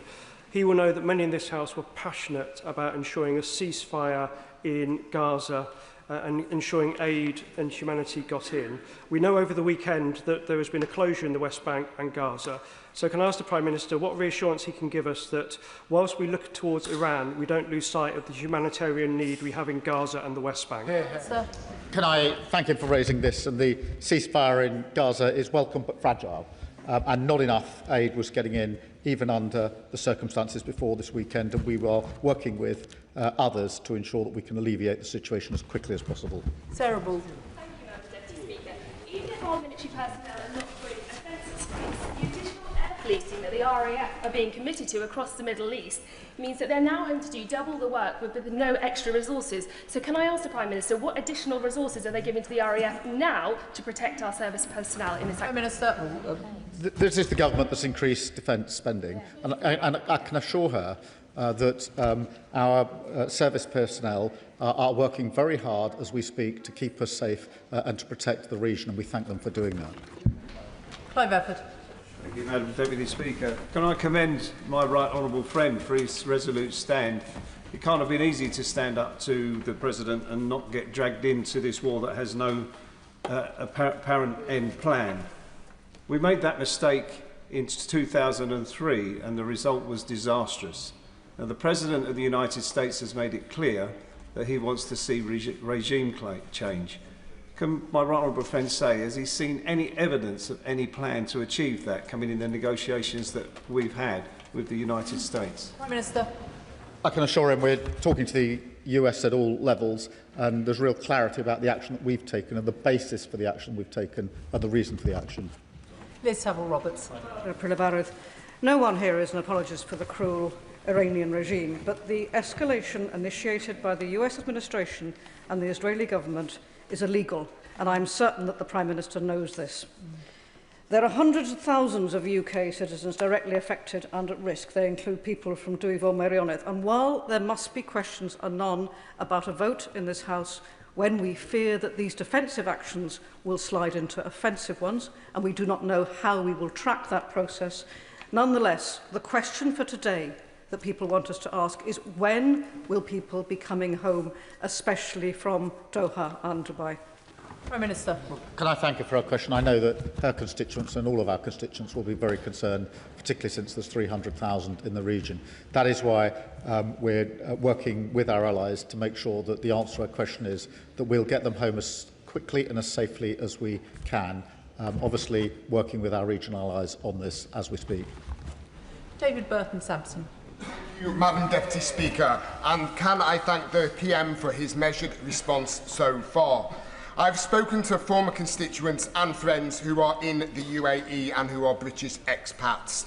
While they feel confident that the local government there are doing all they can to protect them, for clarity, will they too be considered for evacuation by the FCDO should it become necessary? Prime Minister. Well, we're working with all of our allies to make sure that we can ensure that all those who need our help get our help and safely and swiftly removed from a region that is dangerous for them. David Reid. Thank you, Madam Deputy Speaker. I think we can all agree that international law has an important role to play, but the world is changing and we must adapt to protect our national security. Now, given that international law is broad in nature and open to interpretation, and we've heard that from the differing views of both the Attorney General and the Shadow Attorney General, for public accountability and the seriousness of this situation, can the Prime Minister tell us how many and which international lawyers he consulted before he made his decisions over recent days? Prime Minister. I'm not going to disclose the full advice, but I would. It's not just as an important role. It's vital if we're taking action that involves our personnel. It's vital. That's why I took advice. I've published the summary of that advice. I said I'll look at the Shadow Attorney General's advice. If he's setting out a lawful basis, I'll be very interested to read it. Laura Kirksmith. Thank you, Madam Deputy Speaker. I thank the Prime Minister for his statement and for his clarity on our adherence to international law. History shows us that military interventions from Somalia to Afghanistan, Iraq and Libya do not always lead to peaceful political transitions and often have wider regional and global repercussions. So can the Prime Minister reassure me that his focus will be on encouraging a peaceful transition for the people of Iran and de-escalating the situation regionally and globally? Prime Minister. Can I give that reassurance and also underscore her point that the future of Iran must be for the people of Iran who've been brutally repressed for a very long time now? Jess Brown-Fuller. Madam Deputy Speaker, we must not conflate the appalling actions of Iran with that of the Iranian people, who have spent years fighting at great risk for change and intensively over the last couple of months. The severe case of repression under the Ayatollah has led many of them to actually welcome the actions of Trump and Netanyahu. But how is this government going to ensure that Iranian voices are heard when decisions are being made about their future once military action finally subsides? Can I thank her for a question? It's very important that we're clear on the principle that the future of Iran must be for the Iranian people who have been brutally repressed, and particularly in recent months, but not only in recent months, and we must consistently make that case, and we are doing so.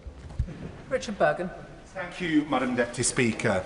This is an extremely dangerous moment. Iraq, Afghanistan and Libya show where this can end up, with death, destruction, terror and chaos impacting tens of millions of people. Given that, shouldn't the government's focus be on pushing Trump, Israel and Iran towards diplomacy, de-escalation and a ceasefire, and instead, by siding with Trump, hasn't the Prime Minister risked dragging us into a wider conflict which leaves us all less safe and which could include mission creep, which will erode the distinction the Prime Minister is attempting to make between offensive and defensive actions, leading us embroiled fully in an illegal US war in the Middle East? Prime Minister.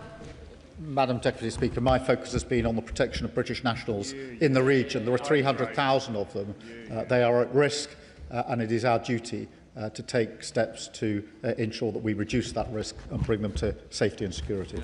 Simon Hall. Mr. Speaker, a militarily degraded Iran would be welcomed by both the region and the world. But an Iran that still possesses enriched uranium and potentially becoming a failed state is something to be avoided at all costs. The Prime Minister will recognise that. Whilst it's uncertain what President Trump's plan is, there will be clearly, at some point, negotiations, talks towards peace and a cessation of action. Will he impress upon the American administration that now is the opportunity to link progress for ordinary Iranians, their democratic rights, their freedoms and their civil liberties as part of that, and not just view it as a military degradation exercise? Prime Minister. Can I thank him for his question and agree with the way he puts it? It is very important that we deal and acknowledge the brutal repression of Iranian people for so many years. Jim Dixon. Thank you, Madam Deputy Speaker. Can I express my support for the government's handling of the events this weekend, particularly the clarity given by the Prime Minister today that international law is paramount, and also the priority given to the safety of UK citizens. Does he agree with me, however, that this will only end when Iran and the US and allies get round the table, talk about nuclear de-escalation, and Iran abandons its nuclear ambitions? Will the Prime Minister perhaps tell us what conversations he'd had with allies in order to ensure that that happens? Prime Minister. Well, we are having conversations with allies about de-escalating the situation and how we get back to negotiation, which in the end, at whatever stage it is going to have to be part of the process. Sammy Wilson. Thank you, Madam Deputy Speaker. And we should welcome the actions of America and Israel in trying to destroy a regime which the Prime Minister has described has exported terror all over the world. But why the weak-kneed response from the government that we're limiting our bases to defensive actions? And maybe he would clarify, what does he mean by defensive actions? For example, attacks on the drone factories which are used to deliver the bombs, is that defensive? Attacks on the leaders who are planning the war against our allies in the Middle East, is that defensive? Attacks on nuclear facilities, would that be regarded defensive? Or attacks on the infrastructure which is used to mobilise these weapons, would that be defensive? What are the limits of this defensive action? Can I be absolutely clear with him that the action which we've authorised from our bases is to take action to take out the capability of Iran to launch these attacks, and that of course means taking out their capability, the launchers and the infrastructure that sits behind it. Of course it does. Amanda Martin. Thank you, Madam Deputy Speaker, and thank the Prime Minister for his calm and measured approach and reassurance today. As the Member of Parliament for Portsmouth North and the mum of a serving personnel currently deployed overseas, my first thought is always for the men and women we ask to stand in harm's way. Yeah. The Iranian regime recklessly attacks are not abstract. They are direct threats to British service personnel and British citizens in the region. Will the Prime Minister firstly confirm that every measure is being taken to protect constituents on the ground? And secondly, when we pursue de-escalation democracy, will he assure the House that operational decisions are grounded firmly in one overriding principle, the safety of our British servicemen? Well, can I thank her? I know a number of her constituents are deployed abroad, and we are doing everything we can to protect them and to thank them for the work that they're doing in the region. Ben Spencer. Speaker, I've heard a lot of legal analysis from the Prime Minister, but nothing on what he thinks is morally right. Isn't the biggest risk to international law when leaders hide behind legal advice to avoid taking responsibility for their decisions? Yeah. To ask our service people to act when we don't have a lawful basis will be a dereliction of moral purpose, in my view. Rebecca Long-Bailey. Thank you, Madam Deputy Speaker. There is no doubt that the Iranian regime is abominable, but it's clear that the initial joint strikes on Iran were neither defensive nor lawful, and now as the situation dangerously escalates, hundreds of innocent civilians are now dead across the Middle East, and UK personnel and citizens are at risk. So I know the Prime Minister's outlined that his aim is a negotiated settlement. Can he outline the tangible action he and his international counterparts are taking now to secure a ceasefire so that negotiations can resume? Can I thank her for her question and reassure her that the actions we're taking are to protect British nationals and we're working with others to de-escalate in relation to the situation. Dr Al Pinkerton. Thank you, Madam Deputy Speaker. Since coming to the Chamber today, a senior Iranian commander has said that they would seek to bomb Cyprus to force out US aircraft from our sovereign bases.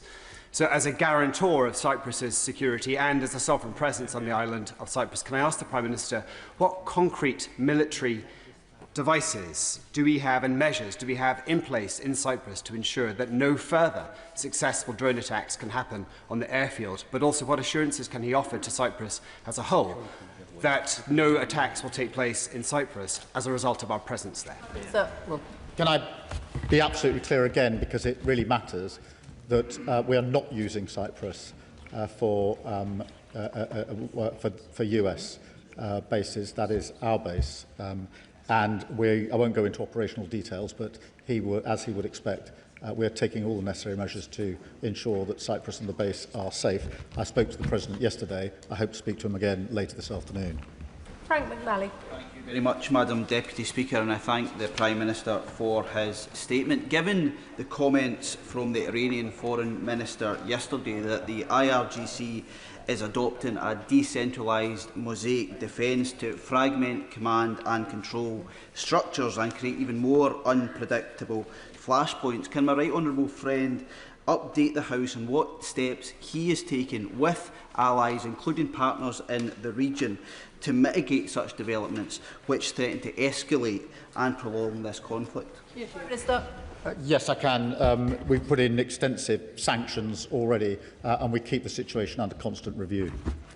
Ben Obsijekti. Thank you, Madam Deputy Speaker. I'd just like to come back to the drone attack on RAF Akrotiri and the alarming ease with which the Iranian regime was able to penetrate our defences and strike the airfield there. It very much suggests that there is very little in the way of counter-UAS capability there, and also suggests that there's nothing in the way of two counter-UAS wing there in terms of squadrons to deter that. But can the Prime Minister confirm what type of drone it was that struck the airfield, and can he also confirm what the origin of that drone was? Did it fly from Iran, fly all the way across Israeli airspace to strike Cyprus, or did it come from Hezbollah in Lebanon? And if so, given that we've been attacking Daesh targets via Operation Shader this year, will he strike back at Hezbollah if it proves that the drone came from there? Prime Minister.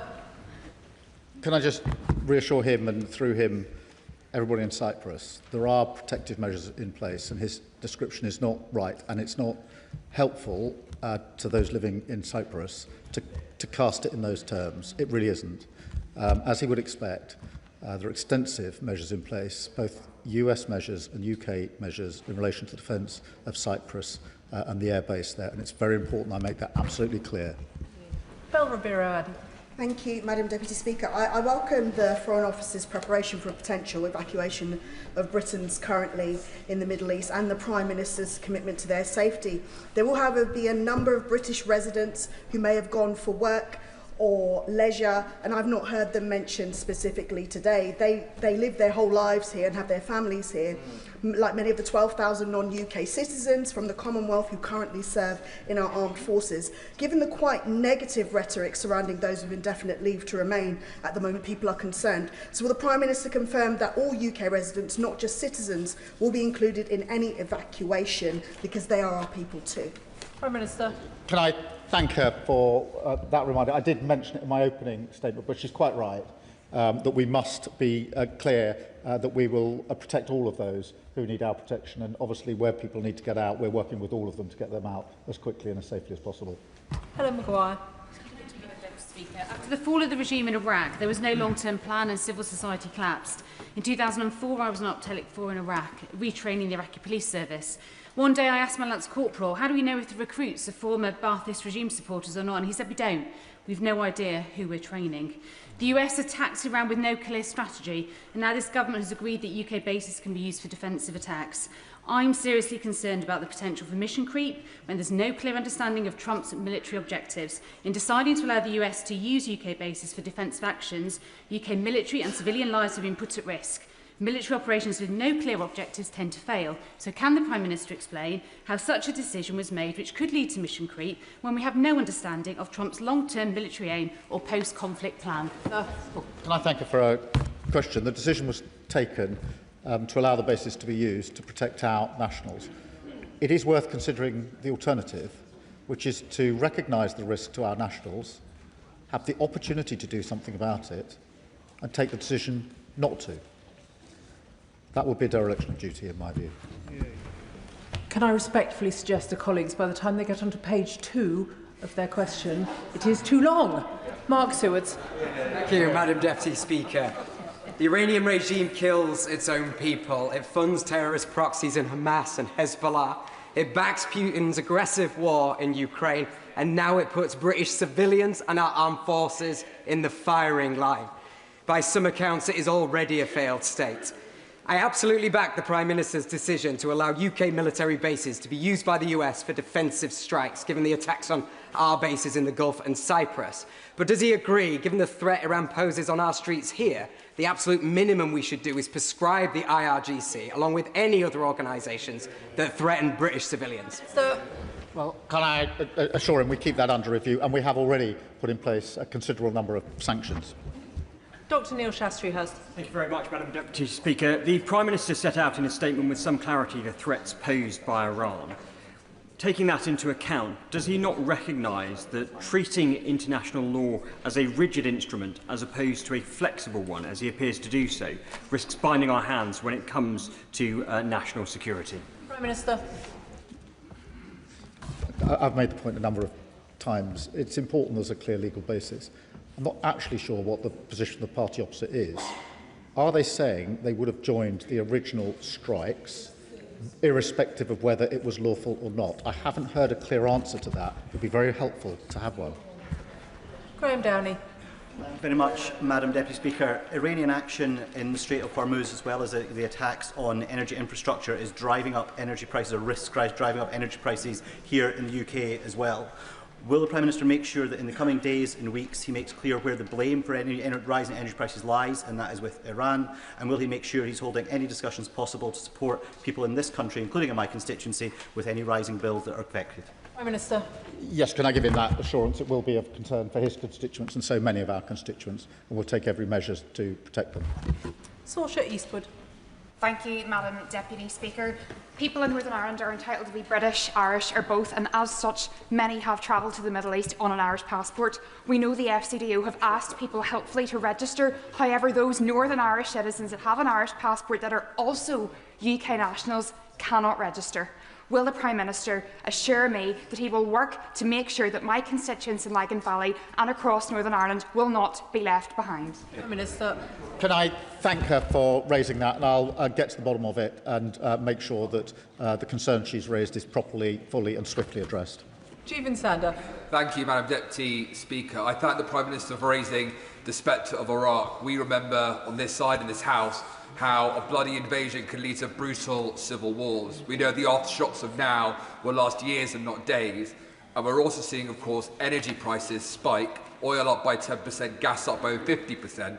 So can the Prime Minister assure me that he will act to restore peace in the region, as well as make life and keep life affordable for our citizens?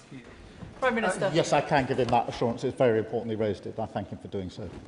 Dr Luke Evans. The Prime Minister has been explicit on two decisions. One to say no bases were used, now some bases can be used. Could he set out specifically how this interacts with the Diego Garcia bill and the exchange of notes from 1966 between the UK and the US? Prime Minister. It doesn't. It's the simple use of bases operationally, which has been agreed as of last night. Chris Vince. Thank you, Madam Deputy Speaker. And can I join the Prime Minister in paying tribute to our brave service and personnel who every day work incredibly hard to keep us safe, and also his particular leadership on this matter. I have a number of constituents from my constituency of Harlow who are currently trapped in Bahrain and Dubai, one of which is pregnant. What advice can the Prime Minister give to them who are worried about their safety? Prime Minister. Can I thank him for raising the case of his constituents? I'm sure they're very anxious about the situation, and assure them and him that we're working at pace with our allies to get a safe and swift route for them to come out of the region, which is what they all want. Vicky Slade. Thank you, Deputy Speaker.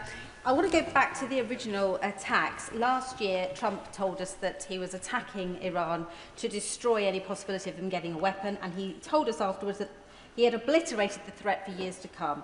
Given that that was the justification for the attacks last week, and now Israel have said that it had been planned for months, it seems questionable, the urgency of the attack. So what can the Prime Minister tell us about determining the facts around the justification for this and the presence of nuclear materials, so the basis of any future action is clear? Prime Minister. I thank you for a question. As I said, I took two decisions over the weekend. The second was allow the basis to be used because of the actions of Iran and the need to protect our citizens, our nationals. Martin Vickers. Thank you, Madam Deputy Speaker. The Father of the House is no longer in his place, but can I put on record my support for the words of caution that he expressed earlier? And can I turn the Prime Minister's attention to oil supplies? It's not just the risks to shipping, but also I understand from contacts in the industry that some refineries in the region are shutting down. Clearly that could have a serious impact on business in this country. Could the Prime Minister assure us that contingency arrangements are in hand to maximise oil supplies? Prime Minister. Can I thank him for raising that issue and assure him that we are taking measures with our allies to safeguard the supply and do all that we can to ensure that we have the energy we need where we need it. Suella Braverman. Whilst the Ayatollah has been toppled, the IRGC remains intact, and the IRGC is indeed the head of the snake as the sponsor of global terrorism. Now, despite many urgings, the previous Conservative government failed to prescribe the IRGC. His government has made the promise to do so. Nothing has happened yet. If not now, then when? Prime Minister. Well, as she will know from her time in office, this is kept under review, but we have put extensive sanctions in, as the previous government did. Alberto Costa. Thank you, Madam Deputy Speaker. Putting aside for a moment the rights and wrongs of the Prime Minister's decision on Saturday morning, can I ask the Prime Minister whether or not the BBC, which is in a unique position running BBC Persian language broadcasting into Iran, and given President Trump's wishes for the Iranian people themselves to take control, can the Prime Minister put on record if he will work with the BBC over the coming days to ensure that there's more government funding, wherever necessary, to broadcast what is required to the Iranian people? Prime Minister. Well, it's very important that the BBC reports and broadcasts in the way that it does, and we support them in doing that. Josh Babarindi. Thank you, Madam Deputy Speaker. 23-year-old Eastbourne lad Cameron is currently lying stranded in a Dubai hospital bed after falling very ill during a minutes-long stopover in Dubai over the weekend. During this window, the airspace closed. Cameron's hospital bills are £1,000 a day, which he's being forced to pay up front despite having insurance. Cameron, who's watching, urgently needs to know, 1, when the Prime Minister will outline his repatriation plan, if there will be one. 2, when the Prime Minister will he prioritise British nationals who are clinically vulnerable for repatriation if it is medically safe. And third and finally, will the appropriate minister meet with me and with Cameron's family to ensure that he gets the treatment that he needs before money runs out, and to make sure that we can get Cameron back to Eastbourne safe? Minister. Cameron and his family and loved ones must be extremely worried. If he would pass me the full details of that particular case, I'll make sure that we do whatever we can to assist Cameron and his family. Graham Stewart. Mr. Speaker, the Prime Minister has made it clear that he thinks that there was insufficient imminent threat to justify our going with our allies in the initial strike. But after the act of war, after the attack on UK citizens across the Middle East, many countries of whom were not participating, and on British sovereign territory, that means that we can join in and we could be involved in offensive actions if the Prime Minister so chose. Why is he choosing not to, and why is he pretending it's for a legal reason when that legal reason has disappeared? Prime Minister. We started taking action on Saturday morning with our pilots in the sky across the region, and they've been working ever since. We added to that yesterday afternoon by acceding to the request of the Americans to use our bases for the attacks on the capability of Iran to launch the strikes in the first place. Ayub Khan. Thank you, Madam Deputy Speaker. Can I thank the Prime Minister for accepting that the reason the British Army is not involved is because it would be unlawful and illegal. Thereby, what America has done is illegal. An illegal attack which led to the death of 167 girls aged between 7 and 11. And there are people that are sat in this audience here today, Prime Minister, that oppose refugees coming into this country. The very people that are asking for war. Would the Prime Minister be surprised if we had a sudden influx of refugees because of what's happening? Prime Minister. The actions I've taken have focused on our need to protect our British nationals. I think it's in all of our interests, including our British nationals, that we do all we can to de-escalate the situation as quickly as possible. Martin Wrigley. Thank you very much, Madam Deputy Speaker. I welcome the removal of the abhorrent Iranian regime, having seen the beginning of it 47 years ago when my father was a serving officer in the British Embassy and we knew the Americans taken hostage. So may I add my thanks to our current serving personnel who are putting their lives at risk. Given that we have, since the preemptive strike, now a sad but inevitable increasing escalation of hostilities, what can the Prime Minister do to persuade Donald Trump to go to negotiation, which is where we have to be, given that he believes in win-or-lose situations only? Well, we're working with all of our allies and having discussions at every level with the US and others about how we resolve this situation and de-escalate. And ultimately, it will have to be a question of negotiation. Jim Allister.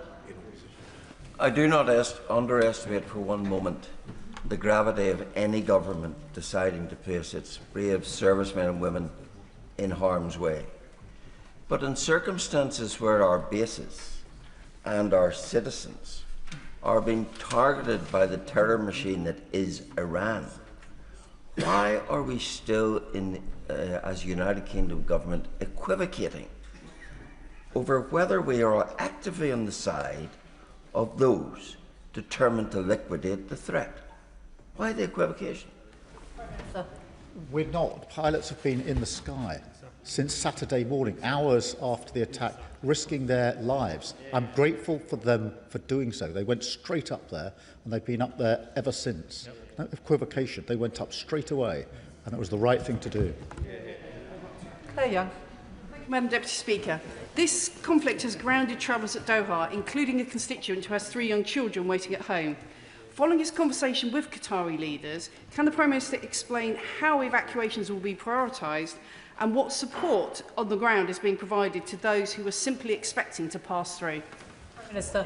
Yeah, can I reassure we're working with Qataris and others to ensure that we're able to get everybody to safety and security as quickly as possible. And they're evolving plans, as she will appreciate. It's a difficult situation, but I can assure her we're doing everything we can to get people out safely. They're our first priority. Adnan Hussain. As the Prime Minister admits, after the illegal preemptive strikes and the killing of Iran's leader, Iran has become more aggressive and more unpredictable in the region. So I ask, how can we possibly assure that further strikes, further attacks, further aggression will somehow calm the situation? Britain must not contribute to another conflict whose legality is in serious doubt.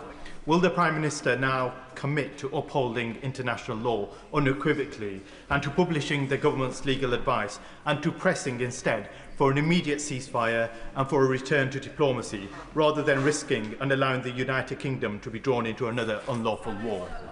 It's my duty to protect British nationals. We have 300,000 in the region, and you've heard the anxiety from various members about their constituents who are trapped in that situation, only too aware of the danger that they're facing. It's my duty to ensure that the risk to them is reduced. That's why we took the action we did over the weekend. Chris Coughlin. Deputy Speaker, British Lance Corporal Brodie Gillen was killed by an Iranian ballistic missile in Iraq in 2020.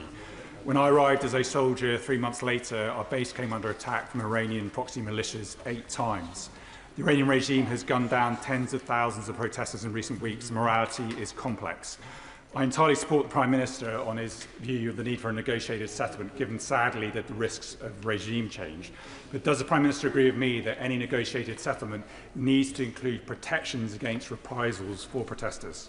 Prime Minister. Very much so, and can I thank him for his service. It is really important that we approach this with clear principles about what we're trying to achieve and learning the lessons of history in terms of what happens after conflicts like this. James McMurdoch. Thank you, Madam Deputy Speaker. And may I put on record, while I may not agree with all of the conclusions the Prime Minister has drawn, I am very grateful for the reverence and caution he shows to and the respect for the human life that he's been trying to demonstrate. The limited time he's had over the weekend to fully demonstrate and make decisions on how best to act has revealed that he was not involved in all of the pre-planning. So may I ask him, why is the UK no longer at the decision-making table? Prime Minister. Well, we talk to our allies all of the time, as he knows and would expect. And we talked to them extensively over the weekend in response to the situation as it developed.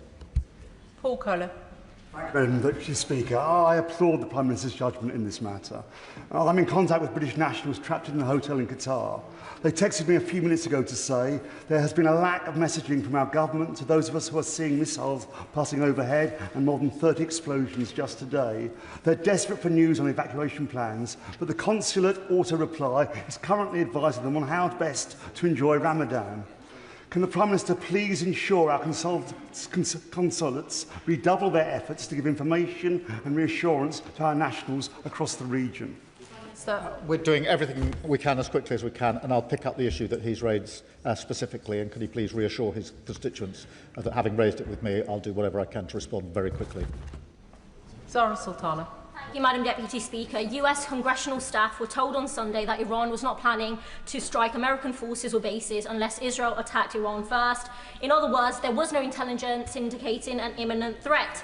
Yet we have already seen preemptive strikes attacking a girls' school, killing over 100 children. This has been condemned by UNESCO as a grave violation of humanitarian law, yet the Prime Minister didn't bother to mention it.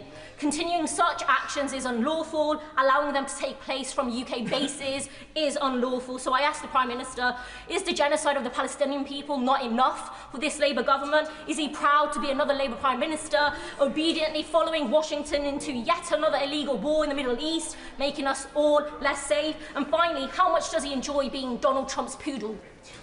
Prime Minister. I've set out the decisions I made over the weekend and the reasons for them. My first duty is to protect British nationals. It's the most important duty that I have, and I'll continue to discharge it. Jim Shannon. Thank you, Madam Deputy Speaker. First of all, could I thank the Prime Minister for his statement. Ayatollah Khamenei and his regime have denied religious minorities freedom of religious belief for years. The Christians, the Sunnis, the Shias, the Baha'is. They killed 30,000 people in January 2026 who were protesting. Girls are abused and victimised regularly. Today the Ayatollah is deservedly dead and he burns in hell. And for one, I've put a shovel of coals on his head and hope his damnation will be a long one. Prime Minister, the IRGC and the Bajai paramilitary groups have the guns, the protesters have none. So what discussions has the Prime Minister had with the USA and Israel to destroy the murderous IRGC? And what discussion has the Minister had with Madam Rajavi and the national government, Iranian government in exile, and their 10-point plan for a solution for a transparent way forward? Well, there are many discussions going on, as he will appreciate, and I do understand his level of concern, particularly in relation to religious freedom. So we are working with colleagues on those issues, and I'll update the House accordingly. Danny Kruger. very much, Madam Deputy Speaker. I don't know what's more humiliating for the United Kingdom, the moral weakness of a government that can't distinguish between right and wrong and can't even take a sovereign decision without consulting international lawyers, or the material weakness of a country that has just decommissioned its last frigate in the Gulf and, as the Prime Minister has said in his statement, does not have the capability to defend our own citizens in the region. So given this position of neutrality and impotence, will the Prime Minister clarify what exactly he means by defensive versus offensive action? The whole operation is defensive according to the terms that the Prime Minister has set out. Or does he expect that the British will have some sort of operational veto on individual flights that the Americans take off from our bases? Minister. We're taking action in the sky through our pilots. We've authorised the US to use our bases in order to attack Iranians' ability to strike. But I'm not going to take lectures on morality from a party that stood a candidate who said that you can't be English unless you're white. Can I thank the Prime Minister for his statement? Point of order, Ellie Chowns. Thank you, Madam Deputy Speaker. The Honourable Member for Wetherby and Easingwold incorrectly attacked the reputation of Motin Ali, Deputy Leader of the Green Party, by saying that he'd protested in support of the Ayatollah. He certainly did not. Motin Ali attended a CND Stop the War anti-war protest in support of his principles of being anti-war and pro-democracy and diplomacy. What advice can you give me about correcting the record regarding this serious false accusation? Can I thank the Honourable Member for giving notice of her point of order? I assume she also informed the Honourable Member for Wetherby and Easingwold that she was going to refer to him. As she will know, members themselves are responsible for the accuracy of their words in the chamber. If correction is needed, I'm sure one will be forthcoming. For now, she has placed her own view on the record. Which brings us to presentation of Bill. Rebecca Smith. Autonomous Maritime Vessels Regulation Bill. Second reading what day? Friday the 17th of April. Friday the 17th of April.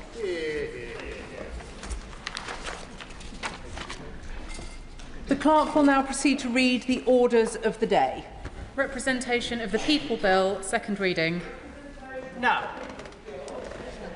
The reasoned amendment in the name of the official opposition has been selected. Minister to move second reading. Call the Secretary of State, Steve Reid. Thank you, Madam Deputy Speaker. I beg to move that the bill be now read a second time.